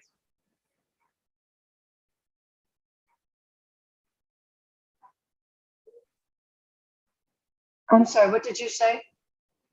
I please for the participant to ask the question about your presentation. What is the question? Okay, we can wait for the question. Can I give you a question? Yes, please. Because Okay, some of it's written in another language and I can't. Okay, I heard from you that actually there is one action to prevent the comorbidity. Sorry. Comorbidities. Yes, that is exercise. I know that there is exercise just like running, swimming can prevent the comorbidity. And how about the elderly people? What is the best Well, exercise for them sometimes you to? have to, that's a good question with elderly. You have to look at what their activity is. Maybe it's exercising in the chair. Walking is probably one of the best exercises for an older individual. That's probably one they can't, well, if they can run, great, but just walking as much as they can. I see people that are very heavy, very, very heavy people in your country too, and they can hardly walk and they're not even 50 years old. And even if it's just walking around the table a couple of times a day, just to get up and move. So they have to do it within their capability and maybe set small. And sometimes if you've got a 90-year-old person who has severe arthritis, has had a stroke, they probably can't do a lot. They can probably do exercises in their chair, flex the leg, passive range of motion, some of those.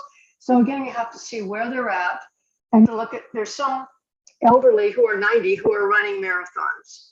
And there's some 25-year-olds who can hardly walk across the street. So again, you have to look at where people are at. And if they're younger, encouraging them to move around more if they can. I mean, maybe they can walk around the house or around the yard, but they have to have a safe environment to do that. I don't know if that answers your question. Does that answer your question? For your explanation, but sorry, Miss, can you open your camera? Can I open my camera up? I sure can. Hold on, where's my camera here? Okay. Oh, there you go. Okay. Yes, thank you. I can see you well. I'll move back. Okay. Okay, let me explain to the participant first in bahasa Indonesia. Jadi untuk partisipan silakan bertanya kepada Miss Angeline tentang bagaimana penanganan terhadap lansia. Tadi saya telah bertanya tentang olahraga apa yang cocok pada lansia, dan tadi dijelaskan dengan baik oleh Miss Angeline bahwa ketika kita masih muda, kita mungkin bisa melakukan olahraga dengan intensitas berat seperti lari atau jogging atau mungkin senam, aerobik, atau mungkin bahkan angkat beban seperti di gym. Tapi ketika kita sudah tua, olahraga yang sangat disarankan oleh Miss Angeline adalah olahraga yang berada pada dengan intensitas rendah, misalkan kayak jalan santai ataupun olahraga yang di atas kursi. Nah, untuk selanjutnya, saya sangat mempersilahkan kepada para partisipan untuk bertanya kepada Miss Angeline tentang bagaimana penanganan terhadap orang-orang lansia di masa kesehatan mereka. Oke, silakan bertanya. Yes, I please the participant to give a question that is bahasa Indonesia. What language are you translating into? Spanish? What language? Pardon? Miss? What language are you translating into? Indonesian? Yes, I am trying to translate your answer to Indonesia. Because okay, I didn't know what language. Okay, thank you. Okay, because there is some request from the participant to translate it. What was the question? No. There is some participant who asked me to translate your answer to bahasa Indonesia. Thank you very much. I thought so. I just wasn't sure what language it was. I wasn't familiar with it. Yes. Okay. If there is no more, there is no question before, I give my second question to you, because I think I am interested in this topic about elderly. I'm sorry, what did you say? Can I give you my second question about how to handle? Yes, please. Okay. Go ahead. This is about my first question is about the exercise for elderly, and my second question is, if I were young, yeah, I am young, actually. Yeah, you are young. I don't concern about the food what I eat. I just eat what the food, just like maybe something sweet, something salty, and if my question is, should I take care of my food from now, or I should concern about the food that I eat if I am at the 40s? Yeah. Well, I think we should. Are you done with the question? I mean like this. Sorry. Today I am 26 years old, and I don't concern about the food what I eat. I eat the food that just I want. And if I ask a suggestion for you, should I take care of the food what I eat, or I just concern about the food that I eat when I grow older?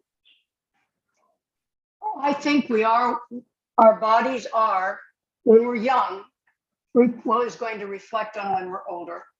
So I think, I don't think you need to go crazy. I mean, you can eat more food now, but you should be kind of concerned about, you don't want to eat. I'm not familiar with your country. I don't know if you have junk food, do you have fast food, other fast food places? I don't know if you do. Probably if you're eating at home most of the time and your mother's cooking, it's probably very healthy food. But in our country, we have a lot of fast food, McDonald's and whatever else. I don't know what you have there. And oftentimes when people are working and go to school, they eat fast food, and if you're a student, you probably can't, you don't have time. But so you should, again, try to be concerned about what you're doing when you're young, because when we're young is what we are when we get old. And women especially need to be, I think, young women, in my belief, is that we should be men too, but especially women in their teenage years and young women before they ever become pregnant, because they want to be in good health, because when they get pregnant, so they're in good health that contributes to a healthy pregnancy and to healthy children. So that's my belief. So I think we should start early, and children should start early to eat healthy foods, even when they're young babies, because that's where you develop your taste. If they develop a taste for sweets and sugars or fats, they develop them early in childhood. And so that's what they carry throughout life. So, I don't know what your diet is. It's probably very healthy, but, you should watch what you eat and try to get enough exercise. Now, if you're working in a hospital, you probably get a lot of exercise because you're taking care of patients. I don't know where you work, but where do you work? Do you work in a hospital?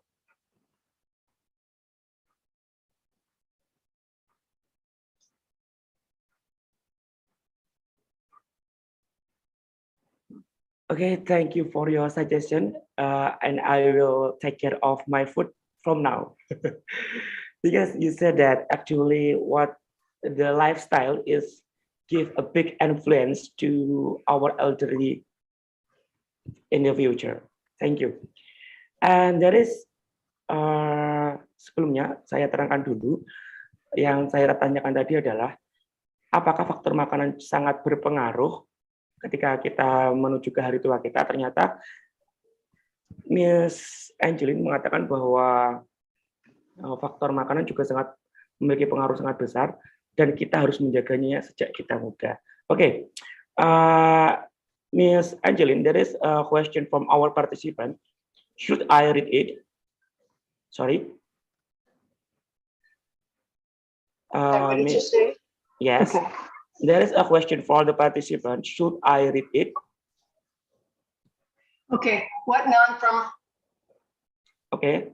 I don't know. Their question is what pharmacological or non-pharmacological are most effective for managing challenging. I don't know. I'm not a psych nurse. I see that posting there, but I'm not a psych nurse. And again, there are different, and I don't know, it's going to depend on how bad the dementia is. It's a cultural thing. I really don't know. I don't have an answer to that. Is that the question about the pharmacology? That's the one I see. Yeah.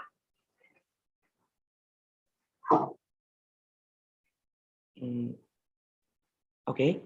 Can you repeat your explanation, ma'am?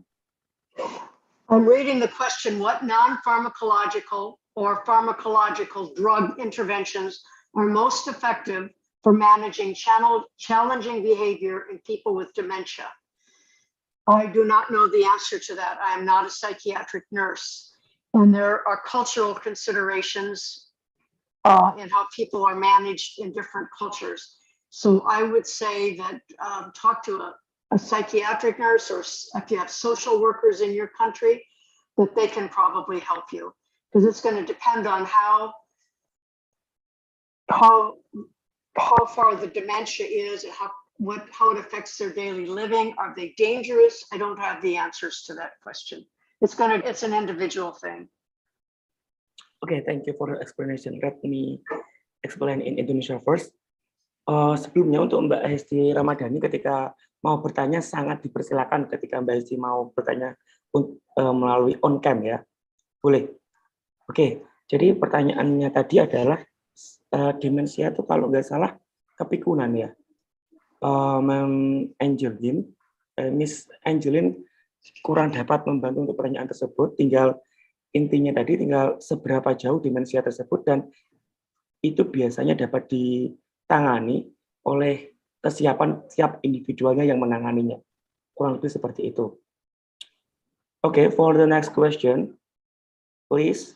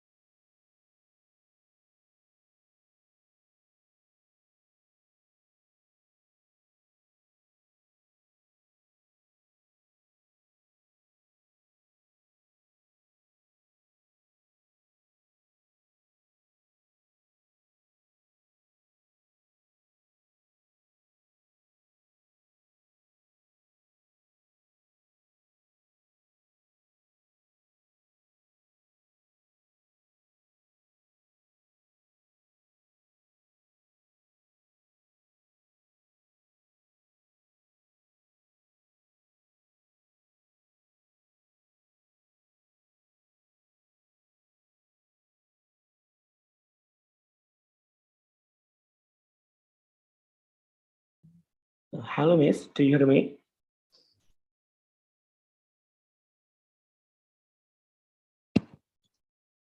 Hello, Miss Angeline.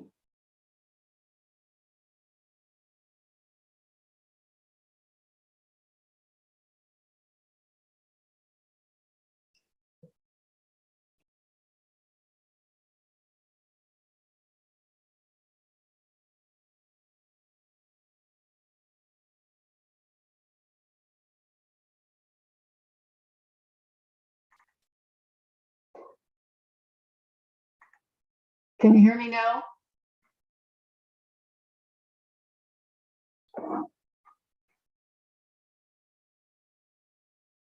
Hello, Miss Angeline. Yes, can you hear me?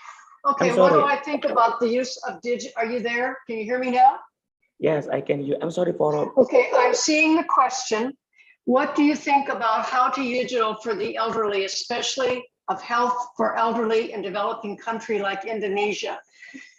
I don't know how many of older people in your country know how to use a cell phone or even an iPad. They know how to do that? Do they have access to that? I'm thinking some may have that, but that would be the first question I would ask is, do they know how to, have they ever used an iPad or a pad or a tablet? Have they ever used one?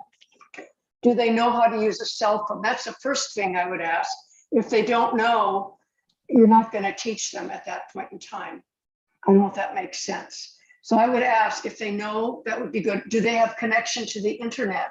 And I don't know how Indonesia is. I think it's a developing country. And I think that the urban areas, especially probably have good internet connection. I'm not sure about the rural areas though, especially if there's a university or a college or schools around. I think the younger children probably do, but I don't know enough about Indonesia and I haven't visited Indonesia, so I don't know the answer to that question. So I don't know the answer. Not a good question though. Okay, thank you for your explanation. So the previous question has been answered about bagaimana pengaplikasian dari aplikasi digital yang akan kita taruh di Indonesia yang sifatnya masih negara berkembang. Jadi untuk perkembangannya sendiri, Miss Angeline juga belum tahu bagaimana proses proses the use of digital for elderly ini belum tahu. Jadi beliau belum bisa memberikan jawaban yang lebih detail. Nah ini. Okay, for the next question. Is my time up? I didn't know how late I was supposed to go. Okay, let me ask to committee. Wait a minute. Okay.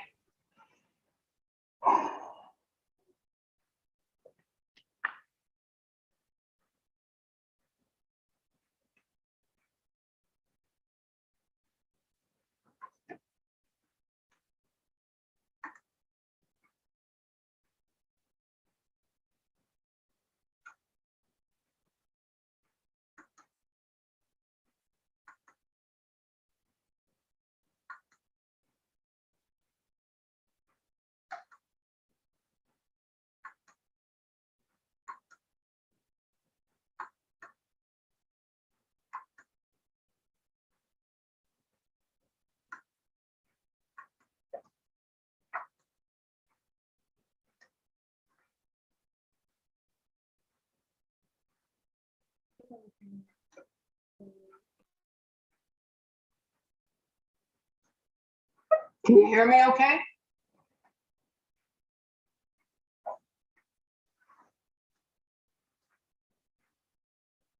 I think you're on mute. I can't hear you. Okay. I think we still have time. I will let the participant to ask question again. Please, you can ask the question on the chat box. Are you asking me a question? You're gonna Okay. have in the chat box. Okay, I'm looking. Okay, we are waiting for the next question, please.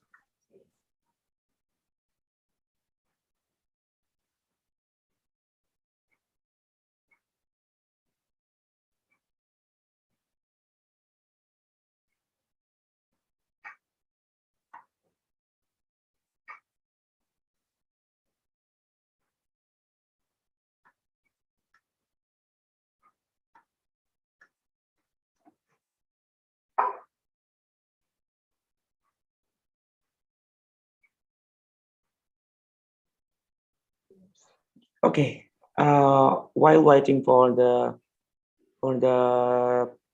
next question, can I ask about the about COVID in Florida? How big is Florida? Yes, in my country, I want to know about how the development. I mean, the decrease of the COVID in USA. In my country, after the third vaccine, everyone is going to be normal again. How about the condition of after COVID in USA? Could you repeat that again? I'm sorry. I mean, in Indonesia today, the development of COVID has been declined very well, and people is going to be normal again. They are study at school again. They are going for work, and everyone is to be happy because the condition is going to well. How about the condition in USA? You're asking about COVID in Florida, right? Is that what I heard you say? COVID in Florida? Yeah. Okay, things have been pretty back to normal. We have a lot of older people and many older people in Florida because it's warmer. For the most part, everybody's back to school. A few people are still wearing masks. There's a new strain coming out. So we're doing pretty good considering a lot of people have died. But I think Florida's probably doing better than some of the other states. So overall, we're coming along pretty good considering people are getting back to normal again, travel and things. So it's been a rough 2 years though, for you too, I'm sure. And I'm seeing some people in the audience is still wearing masks as well. Okay, I am happy to hear that because I think when the COVID is exists 2 years in Indonesia, is everything is going to like there are no kids who learn at school, and everyone is going to work at home, and a lot of industry is getting closed because this. And I think because of your explanation about the COVID, that I think almost in every country it's getting better. I think it's getting better, but yeah, it was hard for the kids to be home and, you know, they weren't with their friends. And so it was not I don't know, it was not, and then the teachers were afraid. I mean, it was just one thing after another. And so it was hard on everybody. And I think on the kids, it was probably the hardest. For all people, it's hard, but for the children, I think it was the hardest. Not that they were the sickest, but just not, they were feeling good. They couldn't go to school. They weren't with their friends. You know, everything was online, and it was just, I think for children, it was the hardest. And nurses in the hospital, because people were so sick. Some of them were very, very sick. Yes. Okay. Wait, I am talking with the committee first.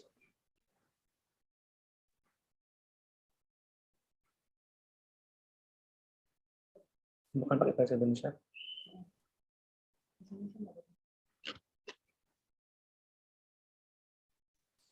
Okay, let me conclude this presentation first in Bahasa, and after that we can close this presentation. Okay.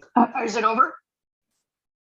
I think it's over, but let me, can you wait for a minute because I want to explain it in Bahasa to our participant. Okay, yeah, I want to thank everybody for coming, and Hopefully that information was useful to you today. Yes, oke. Jadi tadi telah dijelaskan di slide paling akhir bagaimana cara menangani lansia bisa berupa dengan cara community based, yaitu secara komunitas, dan home based secara perumahan. Jadi penanganan lansia itu di akhir tadi juga dijelaskan bahwa penanganan lansia itu bisa diawasi dengan hal-hal yang berbau digital atau yang berteknologi. Tapi sepertinya itu juga belum terlaksana di negara kita. Jadi semoga kita berharap ke depannya penanganan terhadap lansia akan semakin membaik. Amin. Okay, thank you for your very comprehensive explanation, and see you I in have a question for you. Will my presentation be transcribed or in your language? Will people be able to, do they understand English, or will it be translated into Indonesian? Yes.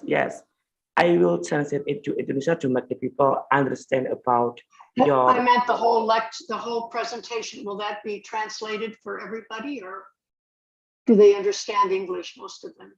Okay. I will communicate with the committee about this. I will translate I'm to just make. asking. I didn't know what would happen if they understood what I said. Yes, almost participants know about English, even from the little until at the advanced level. I think most of them understood about your presentation. They can probably understand it, but not speak it as well. Okay, thank you. Well, thank you, everybody, and hopefully I was pleased to be invited. And again, one of these days when I can travel again, Indonesia is on my list to visit. Yes, I am very happy to have a chance to talk with you and hearing you and being the moderator for your explanation.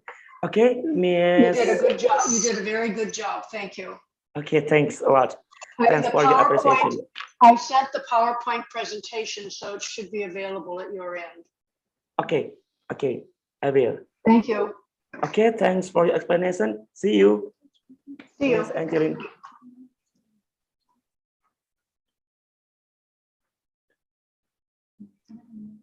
Okay, this is the certificate from us to our thanks to you. Can you send it as an attachment to me? Very nice.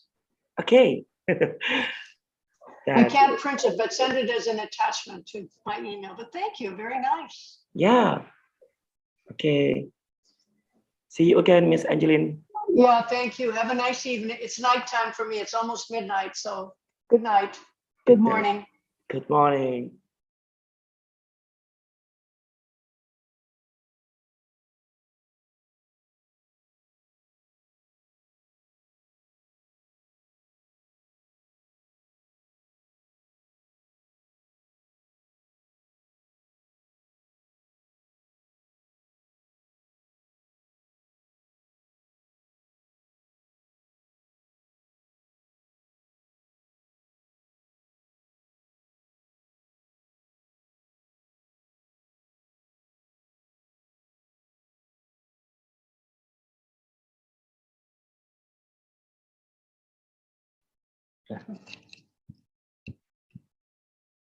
Okay, good morning, Mr. Ken. Yes, good morning. Okay, how are you today, Mr. Ken? I'm good. Since yesterday I'm listening and watching your the presentation, the international conference in Indonesia, and it's nice. I learned a lot also. Okay, thanks because your appreciation. Okay, today we are here with Mr. Ken Brian Valle, Arguelles PSMRN, MPAFEN PXD. How should I call you, Mr. Ken or Mr. Brian? Actually, I am a dean, so somebody called me Dean Arguelles or Dr. Arguelles, but just call me Ken. It's fine. Okay, I'm sorry for my pronunciation because I think I read it Ken rather than Ken. Ken. I'm sorry, Yes. Mr. Ken. No, it's okay. Are you ready for your presentation? Yes, I am ready for my presentation. Yes. Okay, before you start your presentation, let me read your curriculum vitae first. Okay, Mr. Ken here is qualified for registered nurse, Doctor of Philosophy in Nursing Science, Master of Arts in Nursing Major in Clinical Management, Master Public Administration Major in Management and Organization, degree in Bachelor of Science in Nursing, diploma in midwifery. For the educational background, he passed the doctoral program at the Doctor of Philosophy and Nursing Science candidate at St. Paul University, Philippines, and master degree at the Master of Arts in Nursing, Major in Clinical Management, Davao Doctor College, INC, and Master in Public Administration at the Major in Management and Organization, Southern Philippines Academy College, ENC, and bachelor degree at the Bachelor of Science in Nursing at the Northern Dame of Ketua College, INC, and diploma in the midwifery, V.M.C.S. College Foundation. And for the working experience, he was a dean at the College of Science and Health, V.M.C.S. College Foundation, population South Surong City, and until now, from 2018 until now, nursing director at the Isulan Doctor Specialist Center ENC, National Highway Isulan Sultan Kudarat, from 2019 until now, and a Chang Professor at the Graduate School Nursing, Ifuaku State University, from 2019 until now. And that is a short explanation of the CV of Mr. Kin. Mr. Kin, are you ready for the explanation? Yes, I am ready. So before I'm starting, I would like to express my gratitude to the Indonesian National Nurses Association, the officers and the members, especially to the Trenggalek district nurses there. This is a pleasure, a great pleasure for me to be part of this event. Thank you. Actually, I will sharing my presentation. Okay, yes, please.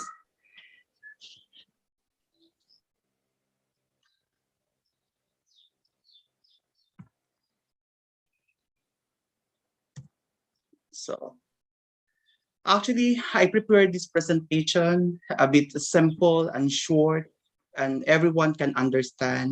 And I believe that I really wanted to, what we call this, I really wanted to translate this into Bahasa Indonesia, but I have a short of time because I am quite busy.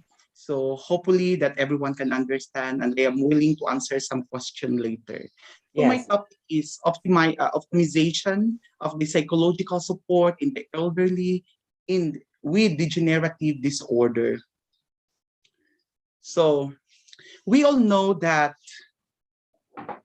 elderlies are vulnerable member of the population in our society. So they need care, they need a special care actually.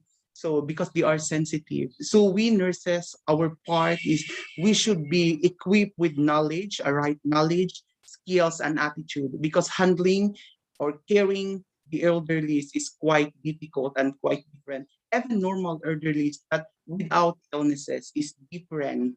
So that's why we have some specialization who are specialized nurses who are trained to handle with this kind of patients. So we are what we call this. We are now sharing to you some terms regarding with this topic. First is the gerontological nursing. So gerontological nursing is a specialty in nursing pertaining to the older adult. So it is a gerontological nurses work with a collaboration with the elderly adults, their families, the communities to support the healthy aging, maximum functioning, and quality of life.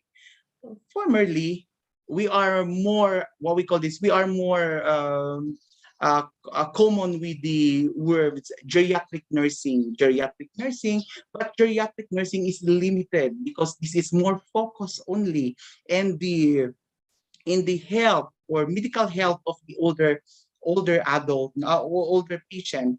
That gerontological nursing is a more focused on the psychological, the social well-being, and then the what we call this, the physical and the well-being or the life of the elderly. So more better that we will use the words gerontological nursing rather than geriatric nursing. So we have also what we call the geropsychology nursing.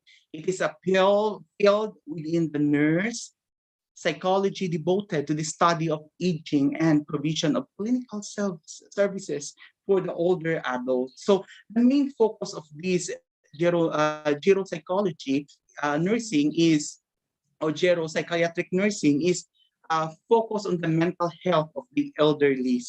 No, so dementia, the nurse who are taking care of the patient with dementia, what we call the psychiatric psychosis, depression, and then Alzheimer's disease, all these diseases or other diseases, no? So this is the focus of the psychology nursing. So we have also the degenerative disorder. This is a group of diseases, no, or disorder in which the function or the structure of the affected tissue or the organ changes for the worst over of time. So those diseases, no, like the Parkinson's disease, the Alzheimer's disease, the dementia, this all, there is no cure, there is no treatment that to stop or to cure the stop the progression of the diseases, or there is no treatment to cure the diseases. But with the help of the medical management, the psychiatric management, with the help of the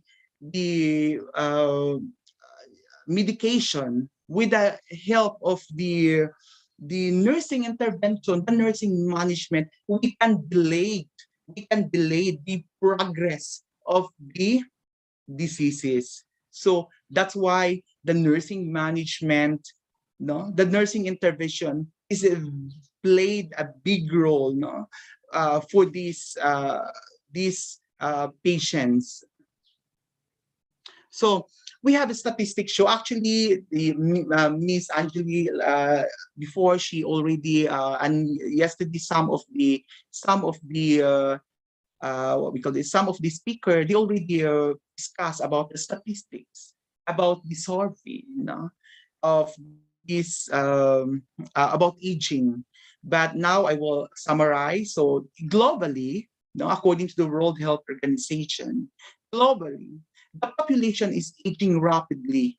Between 2015 to 2050, the proportion of the world's population over 60 years will be nearly double, from the 12 to 22. So what is the implication of this into the nursing practice, especially to our future nurses, no, the youngster nurses now, and we nurses today, that later on will be part of this 22%, no, because we are retiring, we are aging, we are developing disorders, we are developing diseases also, or comorbidities later on. So what is but how about for those nurses, our future nurses, our student nurses right now, but who are going to take care of us, no? So these should be equipped with knowledge, skills, and attitude, as what I said. That knowledge that we are technologically competent, no? Because later on, the technology is changing. We are more high-tech, we are more advanced, no? So with this, the nurses or nursing student now, they should be ready because most of the patient later on are the what we call the elderly. So they must be what? They must be knowledgeable how to take care of the elderly. So We will discuss some of these later on. So some of the intervention, some of the strategies that can help to take care of the elderly. So we have some common degenerative disorder among elderly. So this is the list, given by the World Health Organization. This is the updated, and actually a lot, but I only got 9 or so. First is the depression. Second is the sexual dysfunction. Third is the Alzheimer's disease, the dementia, the muscle weakness, changes in gait, sensory changes, whether it is the visual or hearing, so changes in excretory system, and senile osteoporosis, or those osteoporosis related to the elderly. So treatment and care for the strategies to address the degenerative disorder in the elderly. So it is important to prepare the healthcare providers and the societies to meet the specific needs of the elderly population, including first, the training for healthcare professionals by providing the care for elderly. So as what I said, that the healthcare professional in the future, you will equip with knowledge, the attitude and skills for you. And then, because how can you give how can you give when you are ready, or when you don't have, or you are not knowledgeable enough? How can you take care of the elderly? Maybe later, because you have lack of knowledge, you can inflict harm to them. You can instead of helping them, you kill them. It's something like that. So the nurses, or the doctors, the healthcare providers, the allied health should undergone a training. So they should continue nursing, especially for the nurses. They should continue the professional nursing education, whether it is informal or whether it is a formal, informal training. So for training, workshop, like this, what we are doing now. So this is the informal trainings, So informal trainings, they will send themselves for diploma, for the fellow, for the masters, or for the doctoral, with different field of expertise. Might be medical, surgical, the community health, or the public health, the psychiatric health, the maternal and child, or the gerontologic nursing. They can have, there is available major for that. Actually, I have a lot of Indonesian classmates during my doctorate. They are more focused. Their doctoral are more focused on the management. They are more focused on the administration, the education, and some also they are taking taking the degree which is more focused in gerontologic nursing, or take care for the elderly with advanced management for the elderly. So second is we have preventing and managing age-associated chronic diseases may include including mental, neurological, substance use disorder. So this is what we call this in preventing. So we have encouraged the patient to express their feelings, participating in all activities, whether in the family, whether in the community, so they can have a socialize. So that is helpful. So next is in managing. So we have the psychotherapy, we have the counseling, we have the talk therapy, we have the medication, a lot of psychiatric medication that can take, for example, the selective serotonin reuptake inhibitors. We have a lot of that. That is for dementia, and that is for use also for the depression. So The third one is designing a sustainable policies or a long-term policies and on palliative care and developing age-friendly services and settings. So this is the long-term goal. No, the goal is to promote the quality of life of the patient, and the family as well, because a family is what is of course involved for the treatment or the management of these elderlies who are suffering from the degenerative disorder. So we can provide education, no? Education about the patient condition, education about the prognosis of the diseases, the status of the patient, and the disease itself, or whatever the disease that their family is suffering or their elderly is suffering. So we should also assist also that or prevent the self-harm, to prevent the suicidal thoughts or suicidal attempt, or and then of course the inflicting pain towards other, no, or harm towards others. So we should have a that will be include to our plan in the palliative care, because this is in palliative care, this is the care that the where the elderly is not admitted in the hospital. Usually this is at home. So when the patient is discharged, no, because we have lack of nurses, so we have lack of medical staff to take care of the patients or to go to visit the patients at home. So only the family member will take care of the patient. So with that family member, the family member should also equip with knowledge. They are also oriented, right? They are oriented also with the management of the patient or how to manage the patient. Next is the promotion of health promotion. So this is providing the security and freedom. So whether when the patient is admitted in the institution, no, or they are in the hospital, we should assure that the patient or the elderly are secured. They are feel safe, no, safe, away from harm, no, away from risk, or that they can what we call this? They can stay at the hospital. We are happy, and feeling safety. So they have also a freedom, the freedom to choice, no? So they can, if whether in the stay in the nursing home, they can roam around, they can go at the garden, they can go at the park, no? They can talk, they are freedom to talk to their healthcare provider.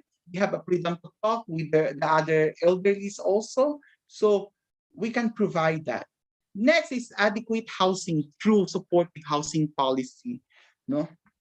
So when the patient is discharged from the hospital, so they are safe? Are there if their house is elderly friendly? So how about the toilet? No, example, their toilet. So yeah, the room where he or she is sleeping is near from the toilet. So the house or the room that what we call this during nighttime that he is supposed to sleep, he can he have what we call this is quiet and cold. So all the things that we have to consider also. Next is the social support for elderly, older people and their caregiver. So this is the participation of the elderly. How about the other friends can visit them, their family members, they can visit them, the relatives can visit them, and of course, no, the support of their caregiver. So if they are openly, they have the communication for their caregiver, no? So anytime the caregiver can go and visit him or her, or anytime he can go and visit to the caregiver. How about the interaction? We have the interaction. So if they are doing a healthy interaction as well. So he or she can able to share what is his feeling to the caregiver, his loneliness. If he is manifesting signs and symptoms, he can share it to the caregiver. So that is no, that is very important. Next is the health and social program targeted to the vulnerable group, such as those who live alone, to the rural population, or those who suffer from the chronic or relapsing mental and physical illnesses. So this, how about those elderly that don't have or didn't have any family member who are taking care to them, who are taking care for them? So they have a family. The government is able to provide a shelter for them. The government can subsidize their medication. The government can adopt them, or there is a what we call there is a nursing home for them to stay. So the government will shoulder the bill for that, the payment for that, or there is a law existing for the elderly. So this thing also we have to consider. So next is the program to prevent and deal with elderly abuses. So we all know, no? Actually, I visited Indonesia for how many times? It's same with the Filipino. We are same with the Filipino culture and tradition that we love our elderlies, but no matter how love our elderlies, no, hindi not all is what we call this. Not all they are taking care of their elderlies, especially here in Philippines and some part of Asia also. So this and some they are neglected, the elderly, some they are abused, no, physically and verbally. So the government of Indonesia, or there is an existing law that to protect the elderly, or to protect the elderly against abusive family member. So with that is the that is a very important also. Next is the community development program. So if there is an existing program in the community about the elderly, early in the morning, they can do a little exercise, they can do the aerobics exercises, or a little dance, or simple dance steps, no, with and then they can walk, and then so all these things, or they can go and chit chat with the other and talk with the other elderly as well. So I guess I believe Indonesia and Indonesia have some program for that also. You have a lot of program about elderly. I researched about that. So you have a program for your senior citizens. So I think everyone can relate. So let's go to the nursing intervention. They said that early diagnosis in order to promote the early and optimal management. So the problem is, to us Asian, Philippines, Indonesia, Malaysia, Singapore, no, we are very denial. If our family member, or we know, even elderly, if we can feel some symptoms about related to psychiatry, some feeling of emptiness, feeling of loneliness, no, and then some hallucination and other. So we are very in denial. We don't go and seek for the psychiatric or professional help because we are shy. It is a shame to the family, or sometimes because of the financial burden as well, because it's quite expensive. And then later, when the condition is become worsened, the condition will become severe, that's the time that we are going to seek for the medical or for the psychiatric help. So we, as what I said, no, that there is no cure, but at least if early diagnosis, we can delay the progress of the diseases or this disorder. So next is the optimizing the physical and mental health functioning, the ability of the well-being. So no, if prior no, we have the program for this prior that the patient is what we call this. If for example the patient is have a family history of Alzheimer's disease, so possible no that in the next generation or another generation, so there is will exist that with the same condition. So with this no, we will seek for your you will talk to your uh, uh, talk to your nurses, talk to your doctors, to any therapist, no, the psychologist about these things. So you are free to ask this question, and of course to prevent. And if ever that you will have these diseases, at least you are aware, or any member of the diseases will aware also.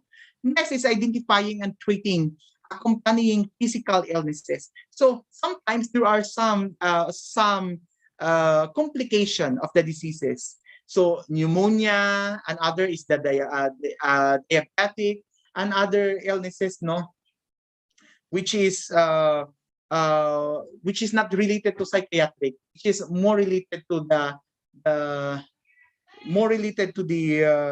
the medical cases. So we should treat that also. We are not just focused on the mental health of the patient.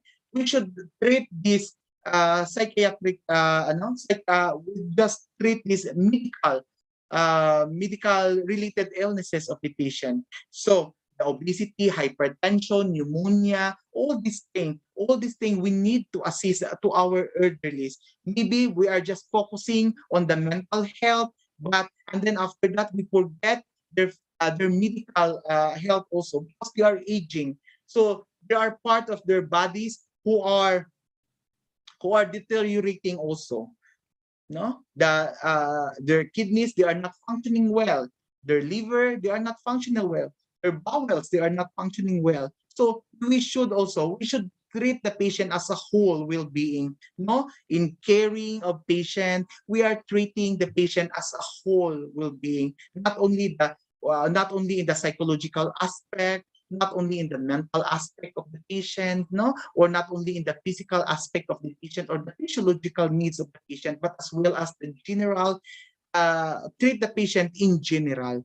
So next is detecting and managing changing behavior. So if the patient is the disease is progressing, no, just now the patient didn't have any mental what we call this severe mental signs and symptoms or psychosis. But later on, the patient is hallucinating. The patient is talking something. No, he is not touching in the real world. No, the patient is unconscious about the real world. So this thing we have to assist to our patient. Oh, the patient now is different from before. No, so that you can you can inform the family, you can inform the psychiatric about the progress or about what happening to your patient. Next is provide information of a long support to carer. So for the family, no, you have, as what I said, you have to what we just create a care plan to the patient, a long-term care plan to the patient. You should inform them. You should involve the family, the carer. No, so because it is not only if the patient with dementia, if the patient with psychosis in elderly, no, or depression, we need a lot. We need the cooperation of the whole family, because later on, the one member of the family who are taking care of the patient, he will get burned out also. He will get tired, no, exhausted. So, and then after that, maybe it will cause to another problem. Maybe he will become psychosis also. So he will become a mental breakdown, or might be it will affect his physical or to his medical in her physical, no. So he will get sick also. So those things that we have to consider. We are considering all these things. So now is how the nurses can provide a psychological support to elderly patients with degenerative disorder. First is the communication. So no, the healthcare provider, the nurses, they need to talk to the patient. They need to interact with the patient. He need to establish rapport with the patient. No, every morning, just what we call this, communicate. Just talk to the patient. Just ask, what do you feel right now, and what things that I can help you, not to alleviate those discomfort if ever the patient is complaining the pain, complaining anything, no?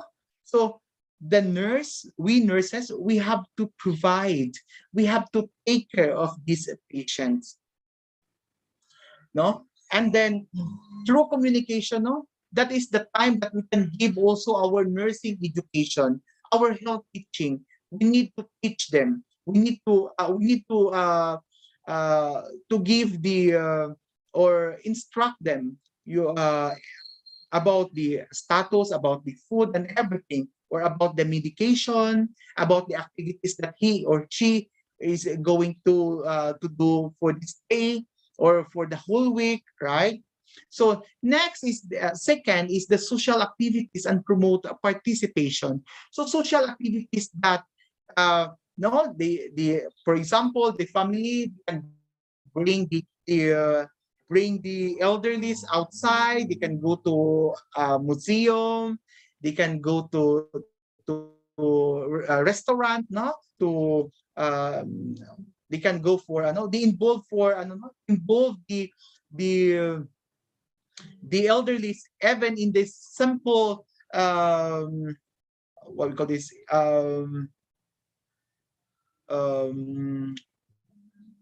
decision inside the home or inside the house, no, that he can, or he can also, he can select even the food he wear, the food that he's going to eat, the clothes that he's going to wear, and then where to go, or any activities that he want to go, no, or just give them choices. By that, no, he will feel, or she will feel that she is a part of the society, she is part of the community, she is part of the family. So next is encourage independence.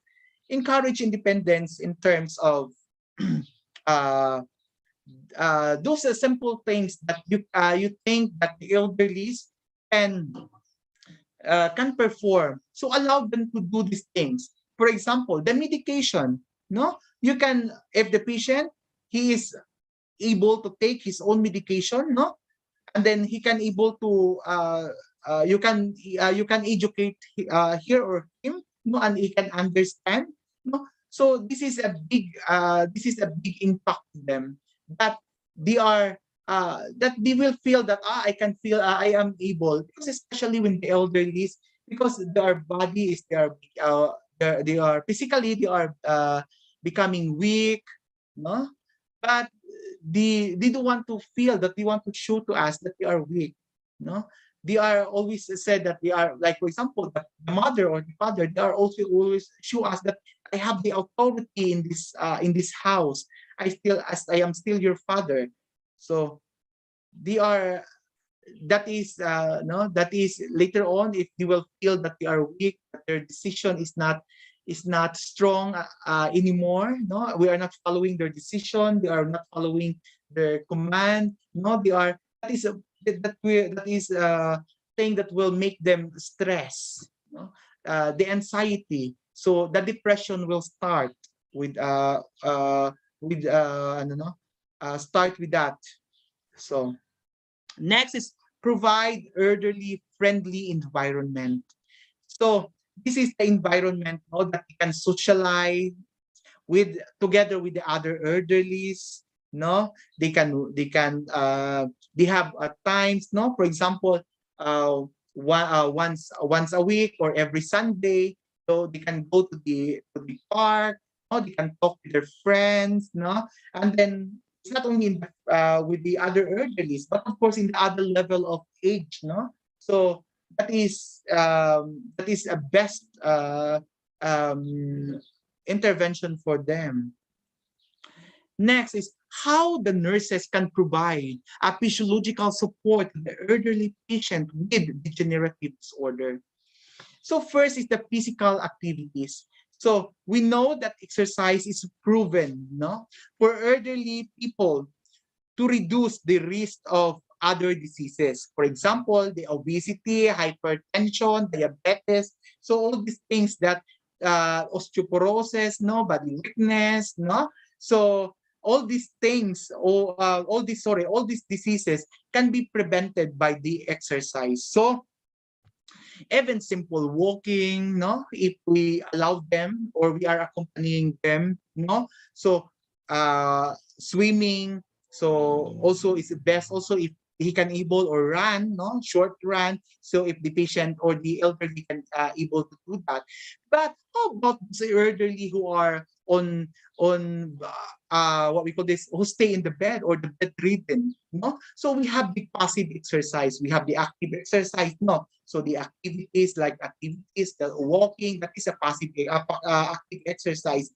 Now we can provide also a passive exercise, no? So just stretching their bodies, stretching their, raising their hands, their lower and upper extremities, no? So turning them side to side every hour, every 2 hours or every hour, no? So that is a part of the passive exercise that we can give to the elderly. Next is the nutrition. So older patients may develop a poor eating habit because of many reasons. First is the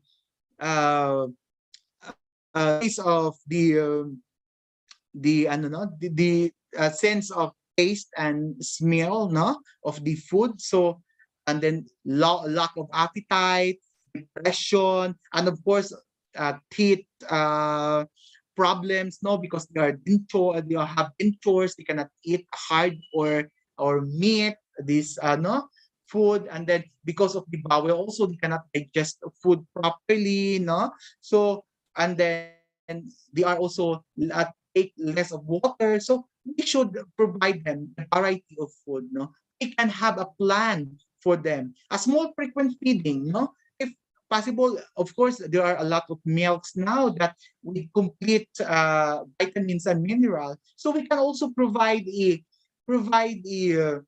supplementation if possible, no, if the patient cannot able to eat meat, no. So we can give vitamin B complex, no, the vitamin B, B1, B2, B12, B6, no, and then we can provide calcium, some minerals, no, iron as part of the supplementation if we cannot able, no. So of course devices we will because I haven't put devices here, no. So we will encourage them not to stop drinking alcohol, smoking. So this is a healthy lifestyle. We promote a healthy lifestyle among elderly. Next is the sleep pattern. So so at this time, at the the elderly, not even the normal elderly, we have a difficulty of sleeping. Sometimes they wake up at night, no, they are awake at night, and then they are sleeping in the whole day. They are sleeping in the afternoon, no, because they have an impaired sleeping pattern. So with this, so might be advise them to do the meditation, no, to do some activities at the morning, no, at night we have to provide a quiet and cool environment for them, no, for us to for them to what we call this, for them to do what we call this so that at night you can sleep, no, they will feel tired. So and then we can give also a warm milk to them. So all these things we can at least we can provide to our patient, and this is helpful, no. So as well, we will back to the Florence Nightingale, no, na theory that environment. So environment is environment can cause anxiety, if the environment can cause the disease to the patient. So I believe the environment also can help the patient. The environment also will cure the diseases of this patient. Next is the elimination, whether elimination of urine, no, elimination of what we call this or fecal, no, or stool. So as part of the nutrition, we will back to the nutrition. So we will provide the patient of a high fiber food, no, that a food that also easy to digest,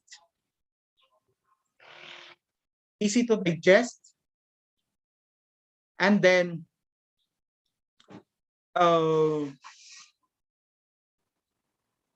we have also provide the what we call this prevent using of the laxative, no. We will also encourage the patient to increase the oral fluid intake, no, to prevent constipation. And of course, we will encourage also patient to do some activities, simple walking, no, and then so all these things can help to maintain the eliminating pattern, the normal elimination of the patient. Next is the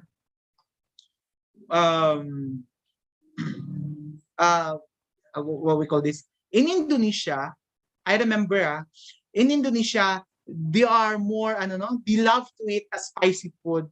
Some Filipino also, they love to eat spicy food. But Indonesian are very, what we call this, the level of spiciness of their food is higher, no, at the higher level. So we know that spicy food is what we call this, it can, I don't know, it can contribute to the constipation of the patient.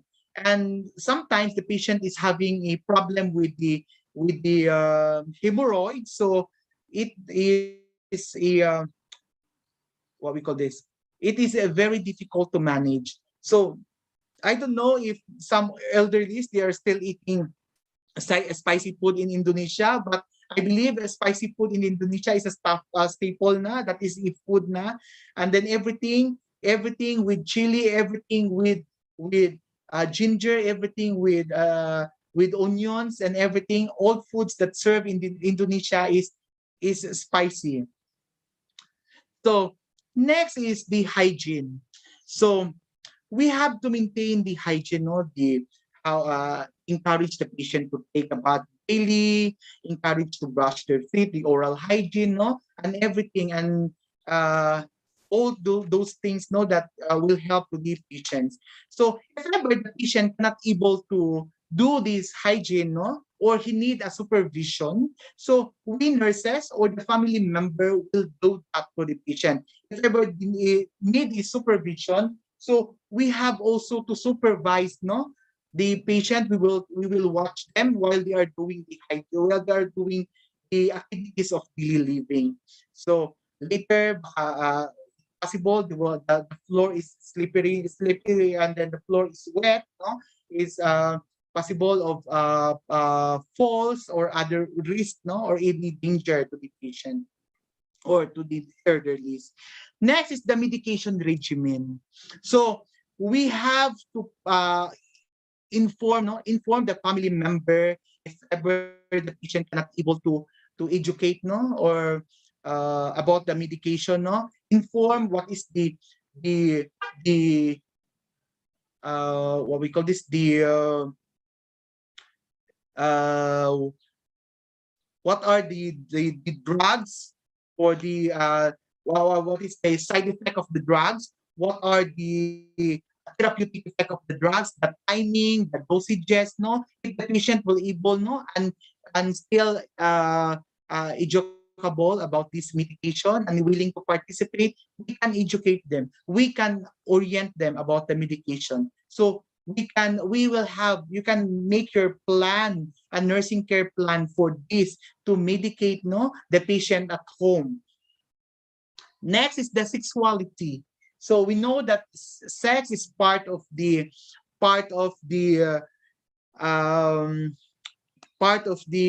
physiologic needs of the patient. So sexuality. How about those elderly that they are wanted to have sex, but they are still they are suffering from sexually dysfunction. Those elderly that have uh, those females who have no, they are not they have a dry no or not they are not secreting the natural lubricant, no, so you can discuss to them the use of Viagra and of course the effect of the Viagra, what are all possible side effect, no, of this medication, and then of course the use of lubricant, no, or the KY jelly. We can orient the patient about that if they are willing. So today that we have the pandemic, so how the nurses, no, because today is we are suffering from the pandemic or the or COVID-19 crisis. Now, how the nurses can provide support to elderly patients with degenerative disorder during the COVID-19?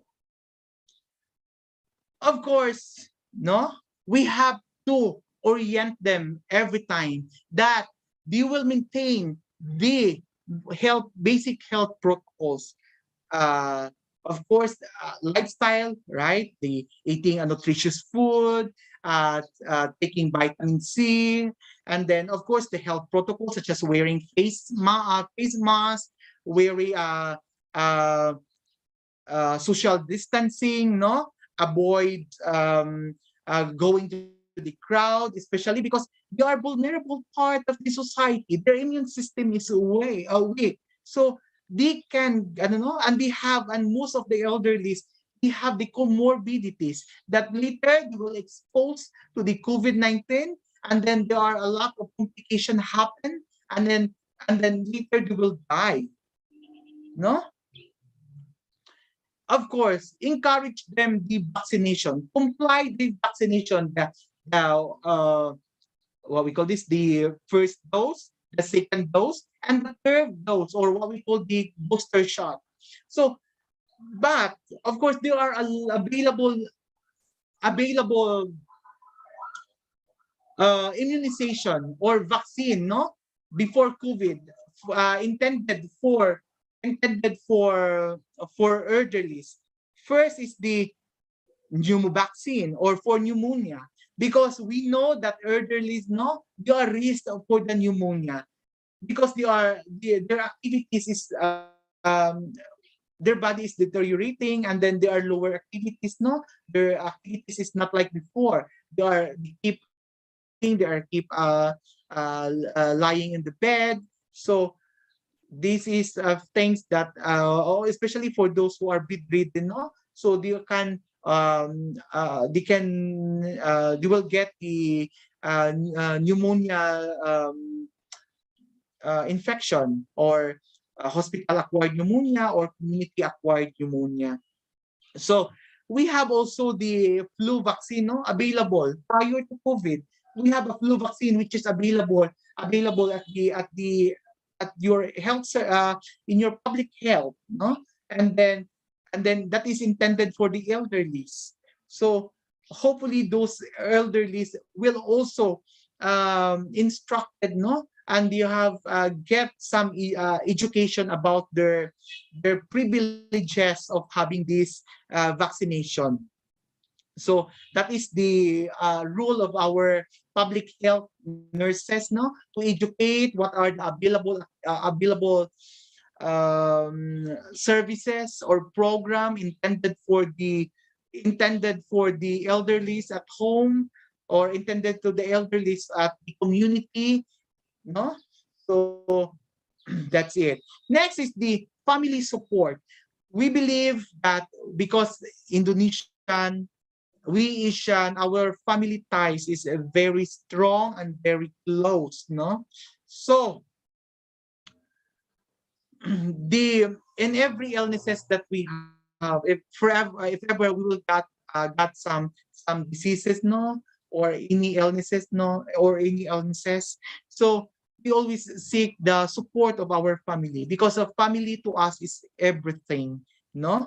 So because we nurses, we can only give, we can help or support the patient, but it is limited because during stay at the hospital, during their stay at the healthcare institution or the nursing home, so we can provide help. But how about those elderly who are staying with their families? No, who will going to take care of them? How about if their families or their children are away? No, they are staying in overseas, and then the elderly, the two elderly, the husband and wife, they're staying. Who will going to take care of them? But they need also somebody to take care of them. So you cannot what we call this. You cannot ask the partner to take the other elderly to take care the I don't know his partner, because it's difficult, because his body is deteriorating also. He developing some diseases also. So you need to discuss to the family how important the support, no, for the progress, for the positive outcome and the fast recovery of the patients or the elderly who are suffering from degenerative disorder. Lastly is the financial support. Financial support. Sometimes this is a burden, no? We cannot afford to buy the medication. We cannot provide them we cannot provide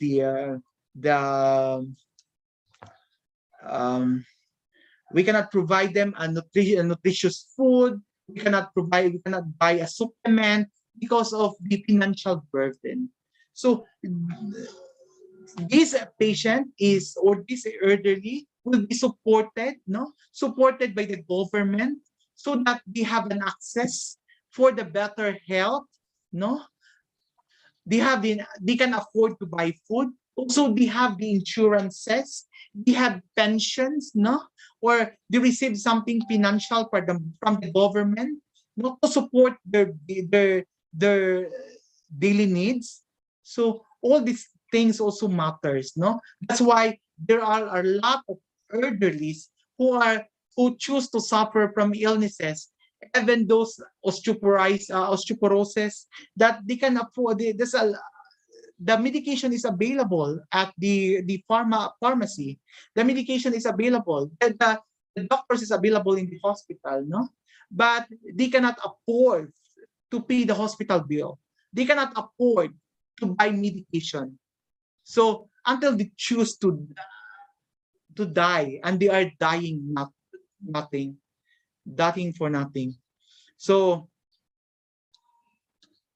again, hopefully this my short presentation will help you.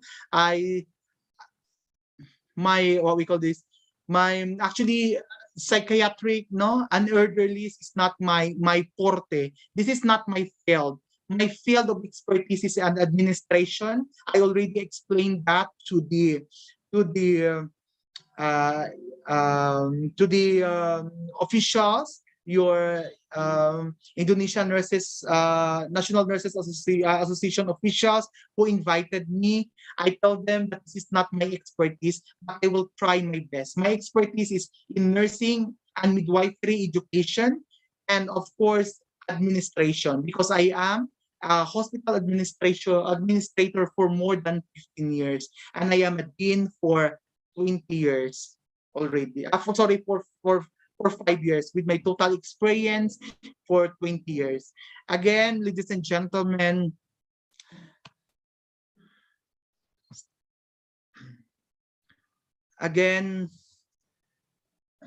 so I am willing to answer some question if you have.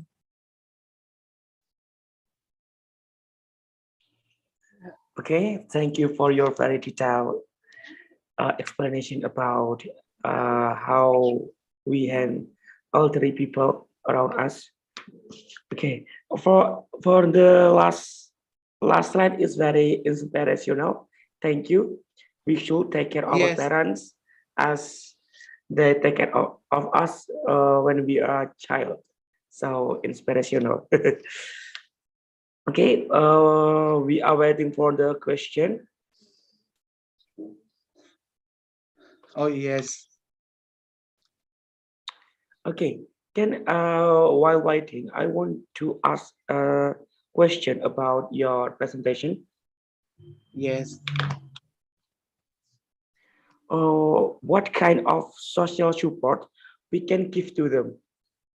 Just uh, what social support that we can give to them to make them happy? Because some of elderly just want to spend their time in the home.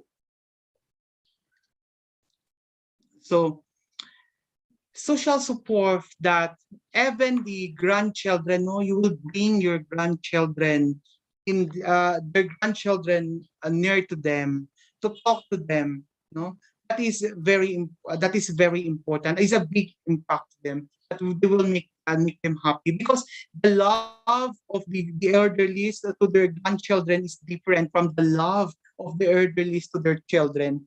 So sometimes the what we call this, their source of happiness is their grandchildren. So simple things, no, that they can do some activities, playing, no, or what they are watching their grandchildren who walk run there, around here, no, and then talk to them. So that is a big impact to them, that they are willing to live more lives, you know. They are praying that God or the Allah give them more lives or more years, so that they can see their grandchildren getting older, become successful. So that is a big impact to them. So something they can bring also social support, no, we can bring the elderly, go out there, we can bring them to the park, amusing, and then they can talk to other elderly, no, their friends or some of their relatives, no, and they can talk to them. So that is also an impact. They will make happy. You can forget some pains, no, the joint pains, the muscle pains that they feel. So that is the part of the diversional activities that no, that they can divert their pains into the things that they can say. So hopefully I can answer your question. Okay, thank you. So actually, only by small thing, watching their grandchildren playing, it's give their big impact for them to make them more alive, right? Yes, yes. Okay. There is a question from Miss Martiana. Can you read the question? Okay. What is an effective way of educating geriatric not to do strenuous activity under age that they don't need to do, but geriatric still to do? So actually, sometimes, no, we nurses, we have, because this is our profession, we educate them very in very moderate, no, and slow voice, no, and then and then if that they can, what we call this, that they can understand. But sometimes the family, because they feel irritated, so the family is, they keep shouting, oh, why you are lifting that things that is so heavy, why you are doing that, you cannot able to do that. So we just for us nurses, it is easy to educate them, but of course we will educate also the family members, no, that when they are talking to the what we call this, the elderly, so we should be also polite. They talk it slightly, because they are, although they are elderly, they are still human being. They can understand. If you will say that you cannot do that because you have osteoporosis, you cannot do that, you cannot lift that because that is heavy. So I guess, because, so if you need things, no, you have, or just call for assistance. So that is a simple things that we can, what we can, that we can, no, we can tell to our elderlies, or we can give to our elderlies. And those of things, no, that I believe the elderlies will also follows, no. So those it's not really, it's not that difficult to educate the elderlies. Even because I am taking care of my grandmother also. My grandmother is 90 years old, and so because the tradition, no, the Filipino tradition is same with the tradition of Indonesian. We are taking care of our oldies. We are taking care of our grandparents. No, even some of the aunts of my mom, we are taking care of them. So I guess with the with the soft and very right way of talking to them is very helpful. Okay, thank you. Before the next question, let me translate your answer in Indonesia first, in bahasa Indonesia first. Oke, jadi intinya menurut Mr. Ken, ketika ada orang tua sekitar kita melakukan hal-hal yang di luar kehendaknya, maksudnya di luar kemampuannya, seperti mengangkat benda berat, seperti naik tangga, seperti bersepeda, cara terbaik yang dapat kita lakukan adalah berkomunikasi dengan baik kepada mereka. Soalnya mereka juga makhluk hidup yang masih merasa memiliki jiwa muda, jadi mereka masih merasa mereka mampu untuk melakukannya, tapi ketika kita melihat bahwa ternyata hal itu berat untuk mereka. Jadi hal terbaik yang dapat kita lakukan adalah menasihatinya dengan cara yang baik. Okay, that is from the bahasa Indonesia, and we are going to the next question, sir. Okay, this is from Miss Yunda. Good morning, sir. I want to ask, what do you think if there are elderly people who are left in the nursing home and their families are not taking care of them on the grounds that they are busy working? So first is it's not that the family is not concerned, no? So they are left, or they are admitted, or they bring their elderly at the nursing home because we nurses or we healthcare professional, we are willing to take care of them, no? We are willing to take care of them. But in fact that they are busy, no? They are busy, they cannot take care of their elderlies because when they left at the house or at their home, maybe there are some risks that happen, no? Because they have things also that they need also to work because they have to provide their basic needs to their children. As well, they have to provide something that they will buy the medication. So I don't have against with these people who are sending their elderlies at home. So they are doing the right because at the nursing home, there are healthcare providers like us, no? There are healthcare providers like us that who are willing to take care to them. We are professional to take care of them. So we know what is the strategies that will help for the development, no, for the recovery of the patient. Of course, to maintain the well-being of the patient. So, but we have also to educate the family that we are going, that we will visit, no, visit their parents at the nursing home, no, because their elderly, no, live in the nursing home. They are longing also for the love of their parents, of their family members, their children and the grandchildren. Thank you. Okay, thank you. You can read the next question and I will translate it. Okay, jadi pertanyaan yang kedua tadi adalah bagaimana pendapat Anda ketika ada seorang nenek atau kakek atau orang yang lebih tua dari kita diarahkan menuju ke panti jompo oleh keluarganya? Jawabannya adalah sebenarnya tidak apa-apa, karena hal itu sebenarnya tinggal hati nurani kita. Tapi menurut narasumber kita hari ini itu tidak apa-apa, karena di panti jompo atau nursing home itu sudah tersedia perawat yang profesional, sudah tersedia suster yang profesional yang akan menjaga kebutuhan mereka dengan baik. Jadi tidak apa-apa, karena untuk keluarga sendiri yang masih aktif bekerja, mereka punya tanggung jawab untuk menyelesaikan apa yang harus mereka selesaikan, pekerjaan yang harus mereka selesaikan untuk mencukupi keluarganya. Oke, jadi seperti itu mungkin keterangan yang dapat saya simpulkan dari pertanyaan kedua. Oke, we are going to the next question, sir.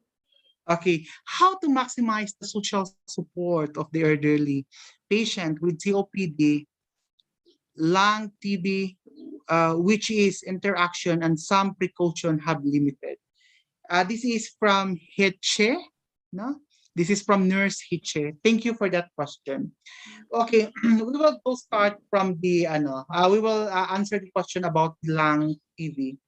Actually, yes, we can still maximize the social support, no, with them, as long as the patient is already taking the medication.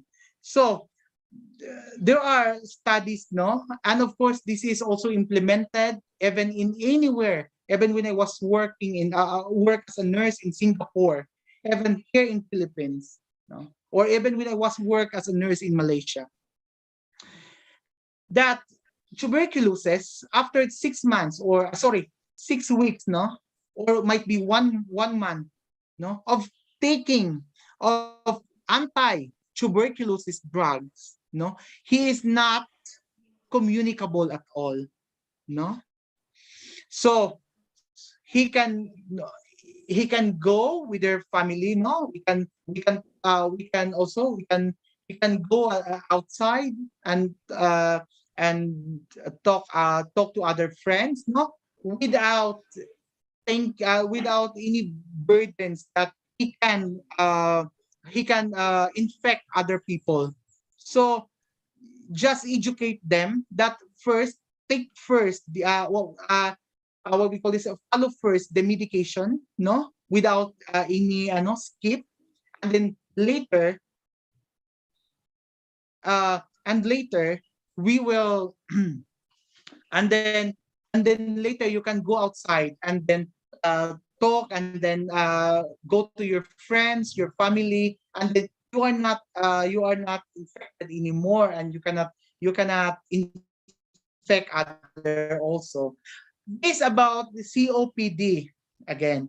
COPD is COPD with exacerbation. Instruction of taking regular. Okay, we will now we will with maximizing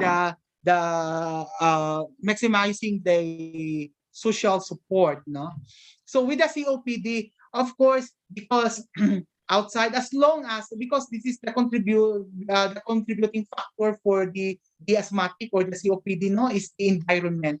As long as the environment is clean, no, as long as there is no dust, no smokes, no, so it's not polluted, and then away from the allergy, so we can communicate, we can go.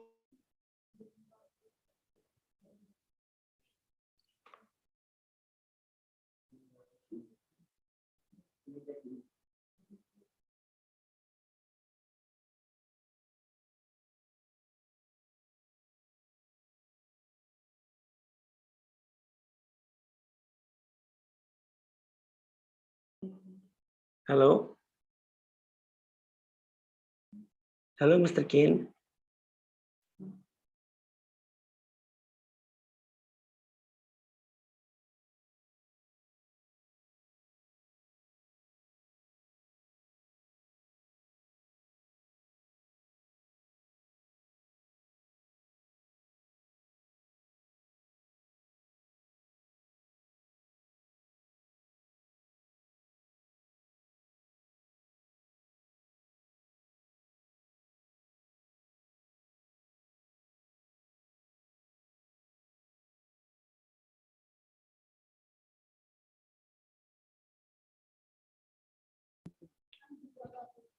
Sebelumnya, permintaan maaf kami berikan kepada peserta. Mohon ditunggu dulu karena ada sedikit gangguan teknis berupa berupa hasil dari atas. Mohon ditunggu sebentar untuk jawabannya.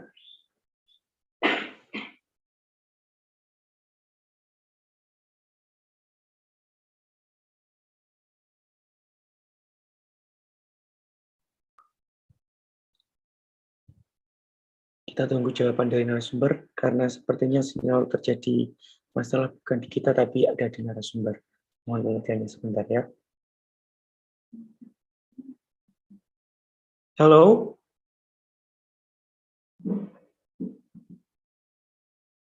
Halo, Mr. Kim?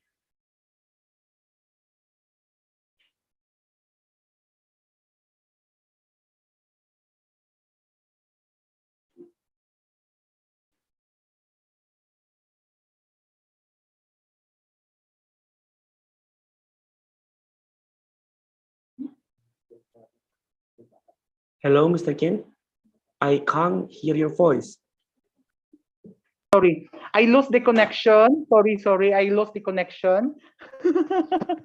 It's okay, it's okay. I'm using my phone right now. Maybe because the internet connection in the phone is not that stable like in USA. Sorry for that. Yes, yes.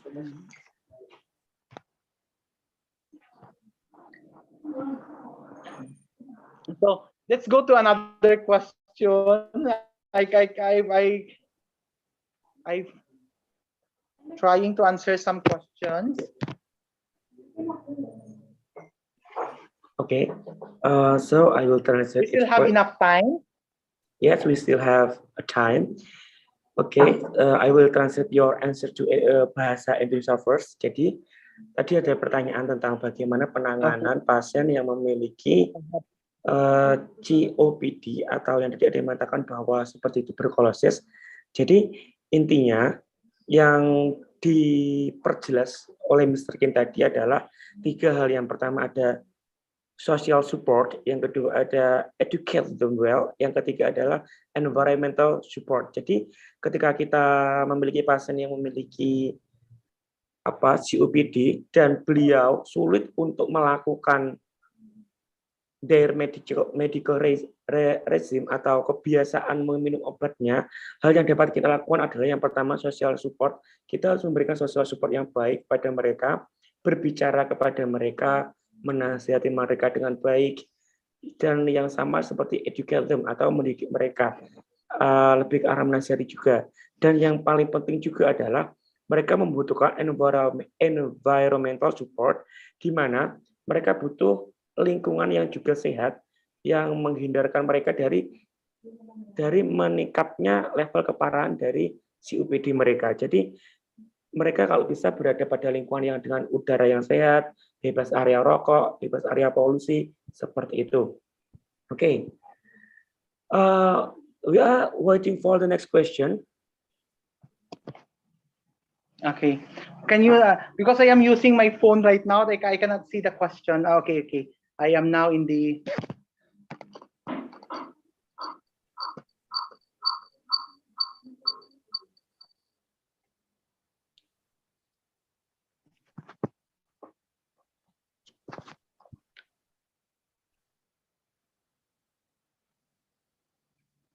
Okay.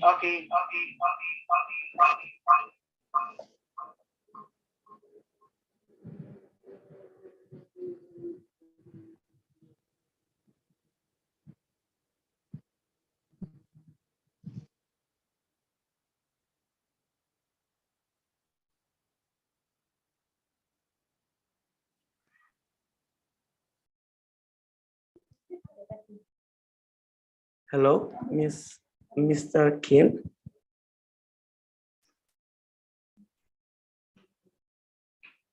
Hello, Mr. Kim, are you there?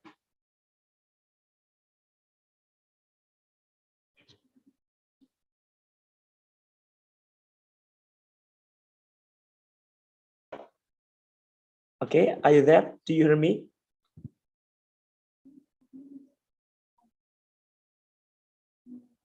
Okay, I can't hear you.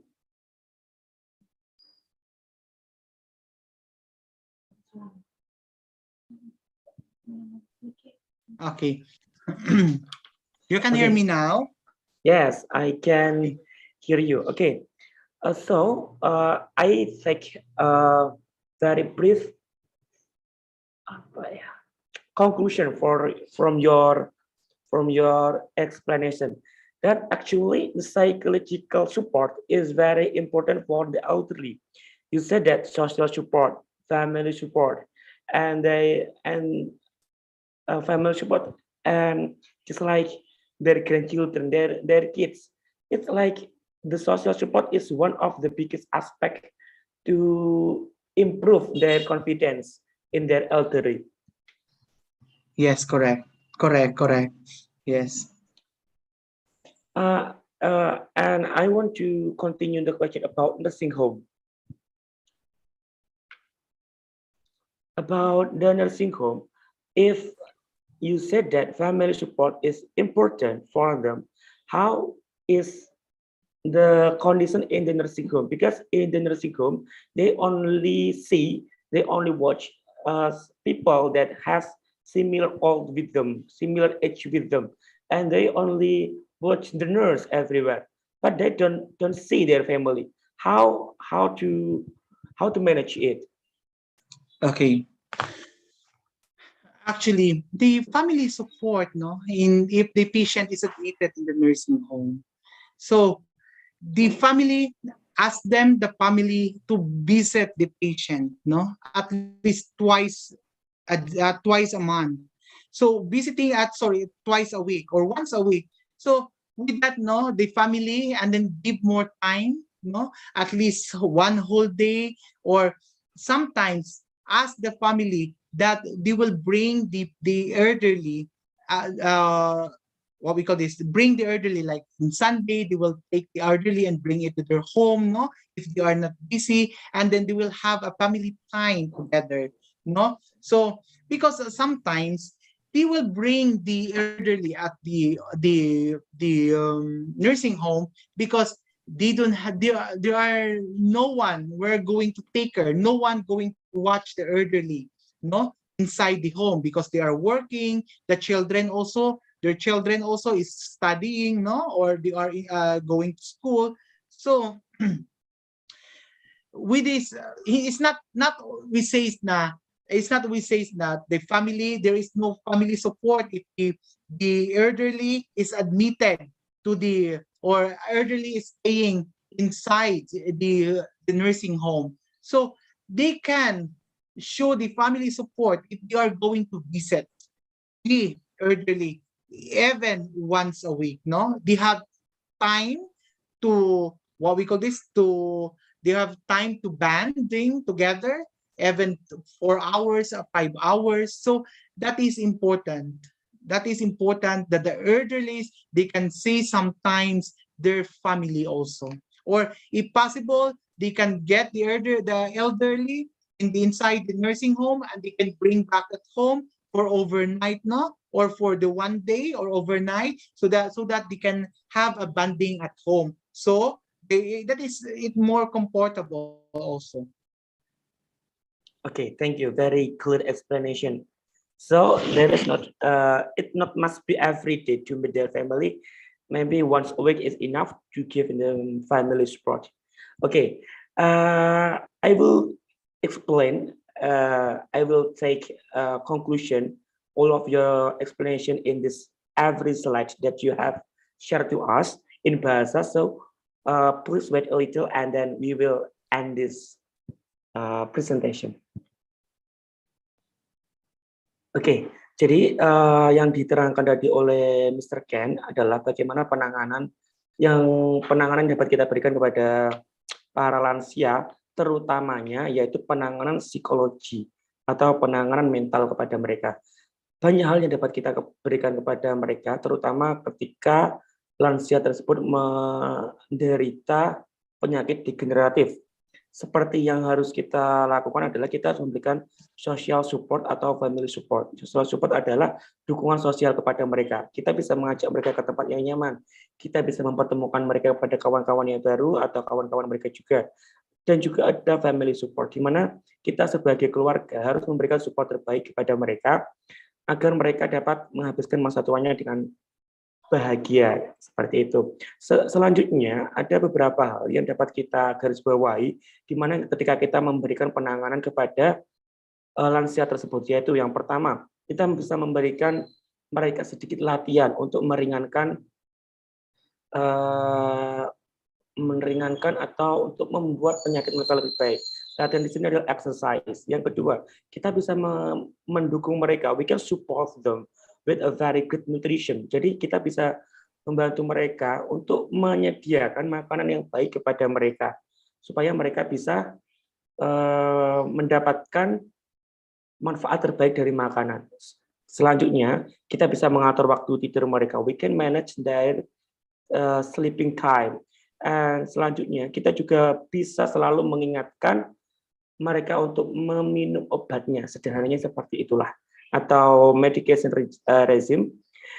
Selanjutnya, kita juga selalu mengingatkan mereka untuk selalu bersih, to take care of their hygiene. Dan selanjutnya adalah seperti itu. Oke. I think it's enough for your presentation. And can you give your conclusion, or can you give a message to every nurse in Indonesia about simple message to motivate them? Okay. Oh, to the Indonesian nurses. Yeah. Yes. I am very proud of you, because you are, with your services you give during the pandemic time. I always believe, and I always told to my students, even before, that we nurses, we are not hero during the pandemic time. We are hero before the pandemic, because we are serving the sick.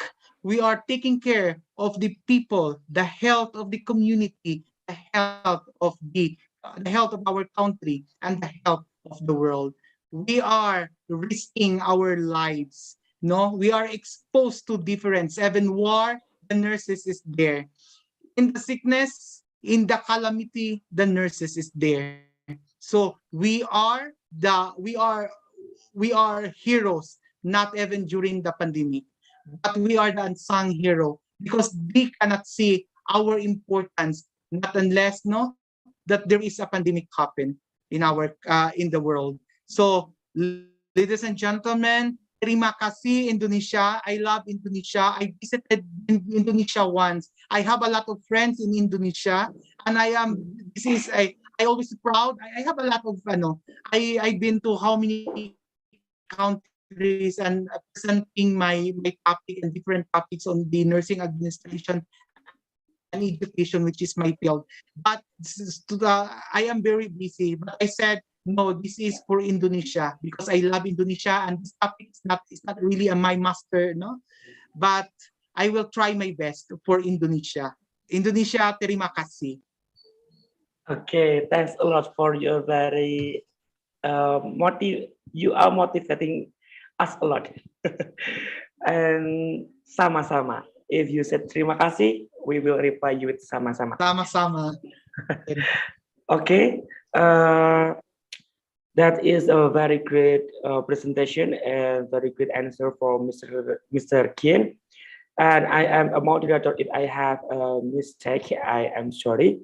And to close this presentation, we will give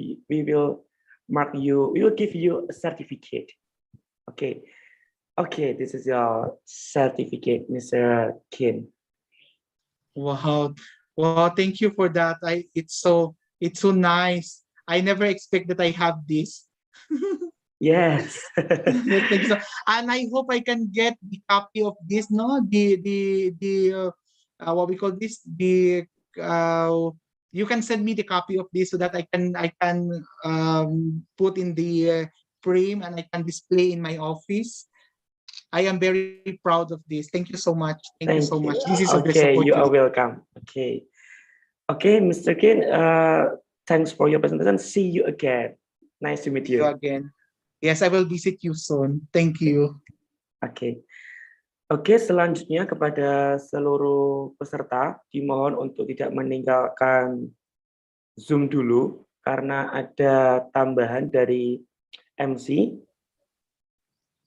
Saya selaku moderator di sini, jika ada salah kata, minta maaf sebesar-besarnya. Akhirul kalam, Assalamualaikum warahmatullahi wabarakatuh.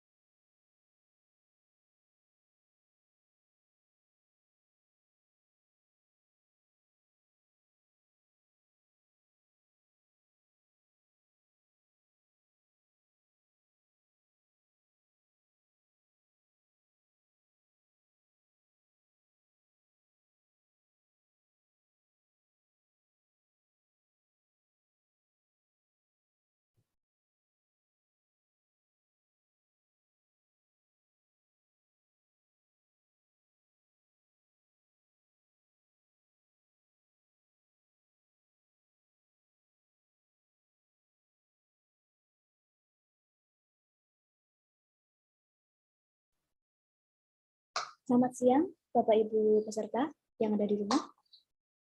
Apakah masih semangat untuk mengikuti seminar yang hari kedua? Mungkin bisa on mikrofon. Apakah masih semangat untuk mengikuti seminar hari kedua?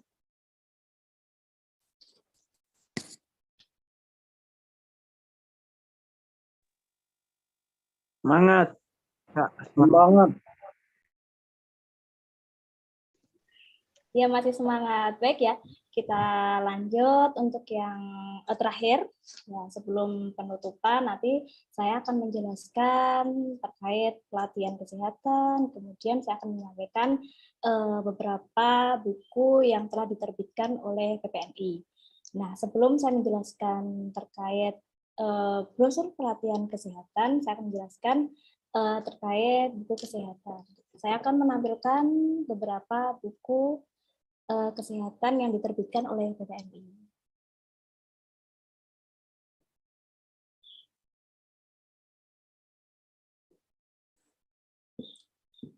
Daftar buku keperawatan yang diterbitkan oleh PPNI. Nah, profesi perawat adalah seorang yang berperan memberikan asuhan keperawatan pada individu, keluarga, maupun kelompok dalam keadaan sakit maupun sehat. Salah satu aspek terpenting dalam membangun kesehatan adalah tersedianya sumber daya tenaga kesehatan. Untuk itu diperlukan referensi buku pedoman bagi perawat Indonesia. Nah, ini ada berikut standar prosedur operasional atau SOP keperawatan. Buku ini berisikan pedoman atau langkah-langkah dalam kita melakukan asuhan keperawatan pada pasien sesuai standar kesehatan. Berikut ini bukunya. Kemudian buku yang kedua yaitu pedoman perilaku sebagai penjabaran kode etik keperawatan. Buku ini berisikan tentang pemahaman mengenai kode etik yang harus dimiliki oleh profesi perawat profesional. Ini bukunya, contoh gambar bukunya. Kemudian ini ada pedoman penyelesaian sengketa etik keperawatan. Nah, buku ini berisi tentang memberikan acuan dan arahan penyelesaian yang berkaitan dengan sengketa etik atau masalah yang dihadapi oleh teman sejawat atau perawat, baik pada pelayanan, keperawatan, maupun kehidupan di profesi.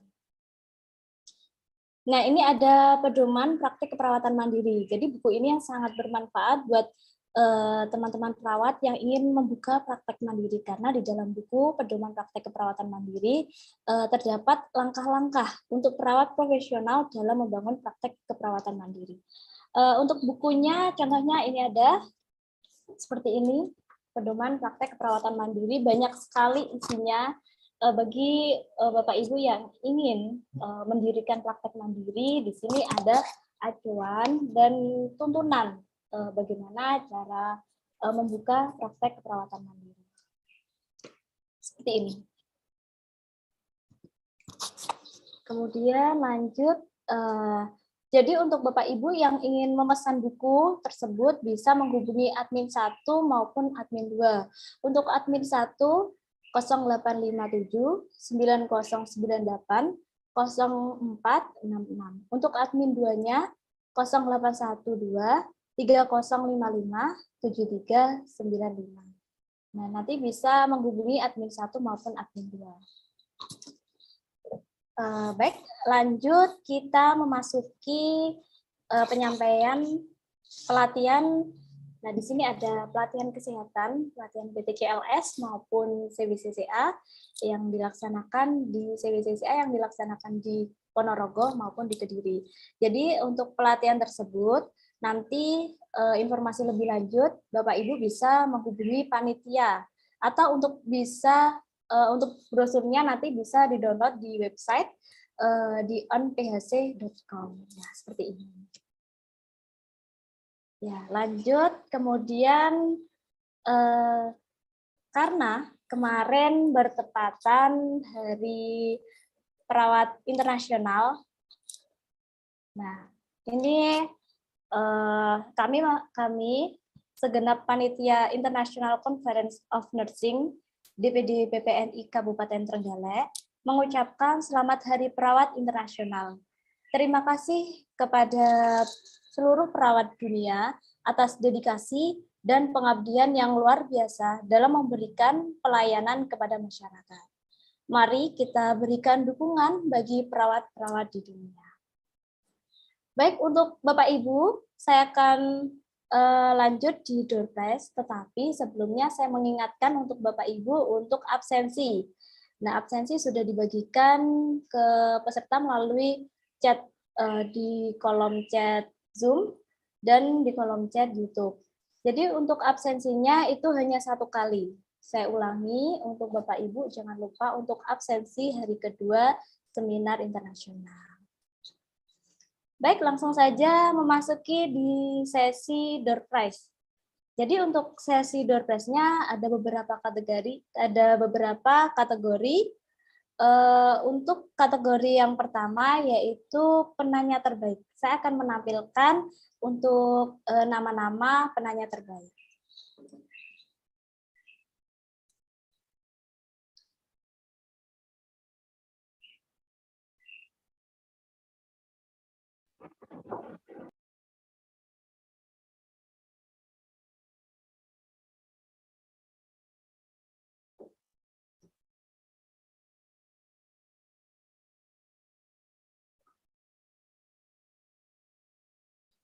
Ya, saya akan menampilkan untuk pemenang penanya terbaik.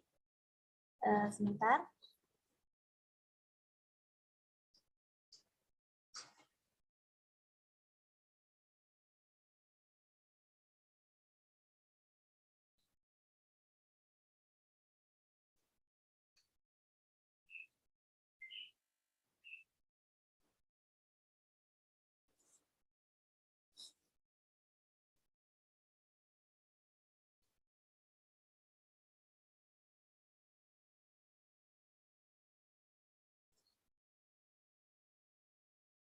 Ya, selamat kepada peserta atas menangnya.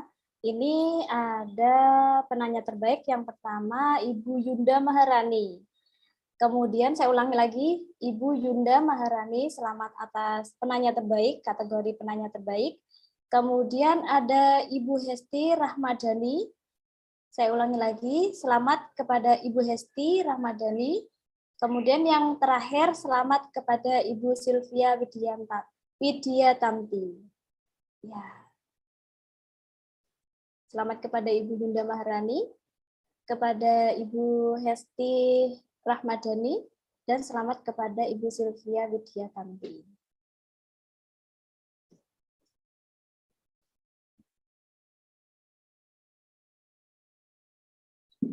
Kemudian kita lanjut ke kategori yang kedua, yaitu penyampaian pesan dan kesan terkait Hari Perawat Internasional. Silakan untuk Bapak Ibu untuk on kamera dan on mikrofon, silakan untuk penyampaian pesan dan kesan. Saya berikan kesempatan untuk dua yang dapat menyampaikan pesan dan kesan. Silakan untuk Bapak Ibu. Atau mungkin yang raise hand kepada Ibu Sri Kadarwati ingin menyampaikan pesan dan kesan. Atau kepada Bapak Andi. Silakan untuk Bapak Ibu, saya berikan dua kesempatan mendapatkan door prize untuk penyampaian pesan dan kesan. Silakan untuk on kamera dan on mikrofon. Ya, Ibu Yayu Dwi.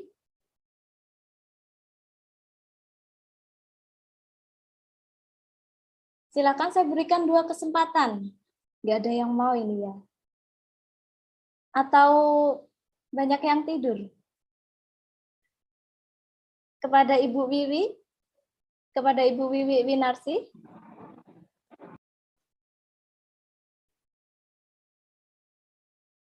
Selamat siang. Apakah ini semua tidur? Apakah semua masih semangat? Masih, Ibu, masih semangat. Ya.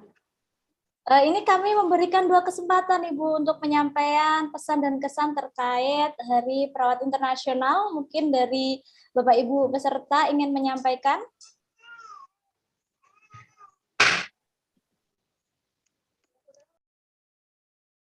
Mungkin bisa raise hand, kemudian on kamera dan on mikrofon.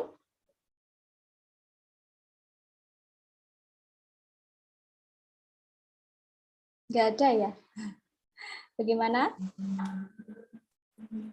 Silakan yang Bapak Ibu yang bersedia.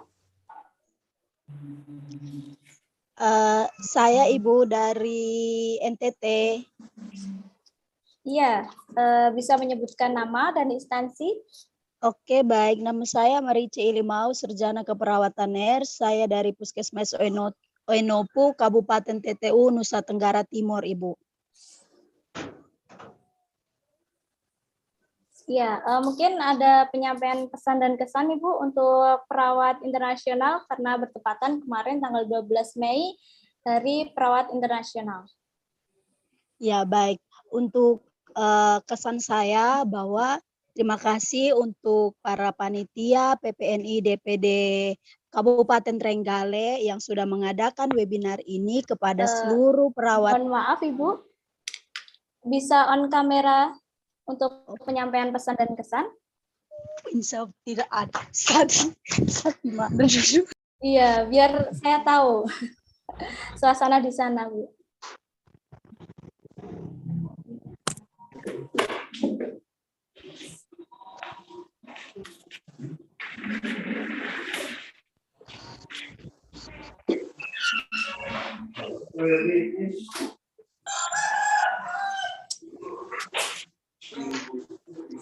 Baik, selamat siang Ibu.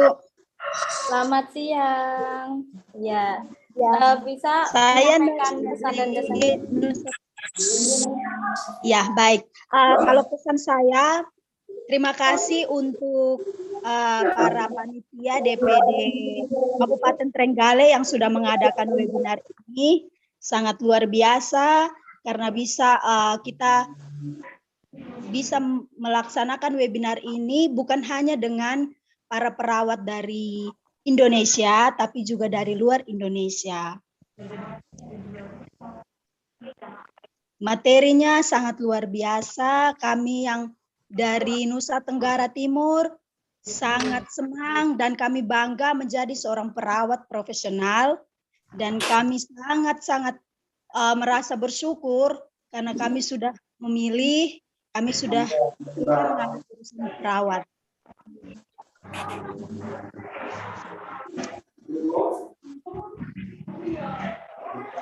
Baik, terima kasih Bu atas pesan dan kesannya. Semoga perawat-perawat yang ada di dunia tetap semangat dalam memberikan pelayanan terutama di bidang kesehatan. Iya, amin. Baik. Terima kasih juga Terima Ibu. kasih Bu atas penyampaian pesan dan kesannya. Jadi untuk door prize nanti Ibu bisa menghubungi panitia. Baik Bu. Ya, selamat. Terima kasih Ibu.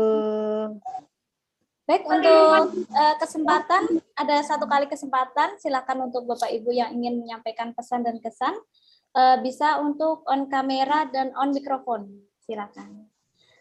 Saya bisa Bu. Iya, silakan untuk on kamera dan mikrofon. Silakan Ya. Bapak. Ya, nama saya Arif Darmawan Bu dari Rumah Sakit Medina Garut. Alhamdulillah kesannya luar biasa. Seminar internasional ini bisa menambah wawasan tentang bagaimana perawatan elderly dan juga ini menambah kosa-kosa kata dalam bahasa Inggris Bu ya. Karena baru sekarang ini saya ikut seminar ini dengan pemateri dari luar gitu. Biasanya kan dari lokal. Ya ini menambah kosakata lah bahasa Inggris walaupun tidak lancar sekali, kedengeran yang nggak jelas gitu. Tapi di sini ada bagusnya di sini ada terjemah atau apa ini Bu di bawah itu kan ada teksnya gitu. Itu sangat membantu. Alhamdulillah. Nah, itu kesannya mudah-mudahan lah ke depannya acara-acara seperti ini dilanjut lagi. Banyak mengundang pemateri dari luar negeri biar kita dapat informasi seputar keperawatan lah, bagaimana di luar, kemudian dibandingkan dengan kondisi di Indonesia. Ini sangat bagus dan membantu sekali untuk perkembangan perawat di Indonesia. Saya juga ucapkan selamat hari ulang tahun perawat Indonesia ya. Mudah-mudahan semangat berjaya PPNI. Terima kasih Bu, itu aja. Tetap semangat, insya Allah. Mohon. Amin, masih tetap semangat. Selamat Bapak Arif karena mendapatkan door prize. Dan untuk pengambilan door prize nanti bisa menghubungi panitia ya Pak. Siap, terima kasih Bu. Iya, selamat. Door prize apa ya? Baik, kita lanjut di door prize. Bisa dari panitia bisa menampilkan spin. Kita acak nanti siapa yang beruntung. Ya, siap-siap ya. Siapa yang beruntung? Ya. Kita langsung putar. Putar. Ya, 3, 2, 1. Stop. Selamat kepada Ibu Ninda Ayu Prabasari. Pangalikurasi. Ya, selamat Bu. Nanti untuk terima kasih. Ya. Selamat, lanjut lagi. Kita putar. Putar. Ya, stop.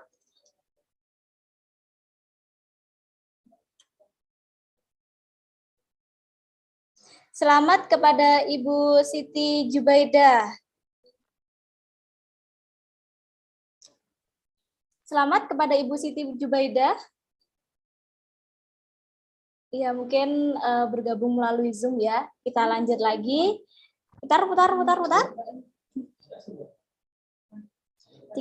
2, 1, stop.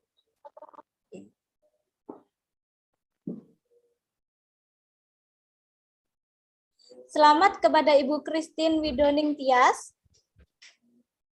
Apa bergabung di Zoom?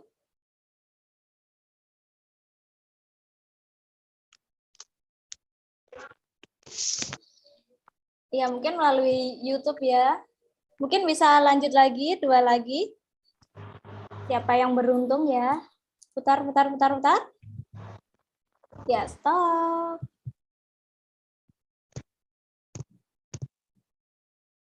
Selamat kepada Bapak Ari Eko Prasetyo. Saya ulangi lagi, Bapak Ari Eko Prasetyo.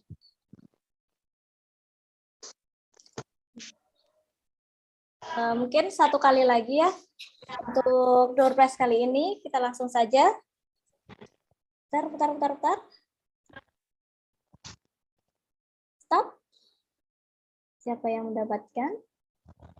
Selamat kepada Ibu Ari Nurgita, M.Kep. Mungkin bergabung di Zoom, silakan, atau menyapa para peserta. Saya ulangi, selamat kepada Ibu Ari Nurgita. Ya, untuk Bapak Ibu yang menang mendapatkan door prize nanti bisa menghubungi panitia. Kemudian untuk biaya pengiriman door prize nanti ditanggung oleh peserta. Selamat kepada Bapak Ibu yang mendapatkan door prize. Ya, kemudian untuk informasi terkait sertifikat. Terkait sertifikat akan dibagikan paling cepat H+7 setelah acara atau saya ulangi lagi. Ya. Jadi untuk sertifikat dibagikan paling cepat H+7 setelah acara dan didistribusikan secara bertahap. Saya ulangi lagi, untuk sertifikat akan dibagikan paling cepat H+7 setelah acara dan didistribusikan secara bertahap. Kemudian terkait untuk materi dari narasumber seminar hari pertama dan hari kedua nanti bisa di-download di website di onphc.com. Saya ulangi lagi, untuk materi bisa download di website di onphc.com. Baik, mungkin kita langsung saja ya, langsung kita tutup untuk seminar hari ini, seminar kedua. Demikian rangkaian acara International Conference of Nursing. Kami selaku pembawa acara mohon maaf yang sebesar-besarnya apabila terdapat hal-hal yang kurang berkenan dalam kami membawakan acara. Saya akhirul kalam, billahi taufiq wal hidayah, waridha wal inayah, wassalamualaikum warahmatullahi wabarakatuh. Sampai ketemu di acara selanjutnya. Terima kasih. Terima kasih. Terima kasih. Terima kasih kakak. Terima kasih kakak. Terima kasih, Kakak. Terima kasih. Terima kasih kakak. Sini kakak. Terima kasih. Terima kasih. Hatiku tersimpan. Nyanyi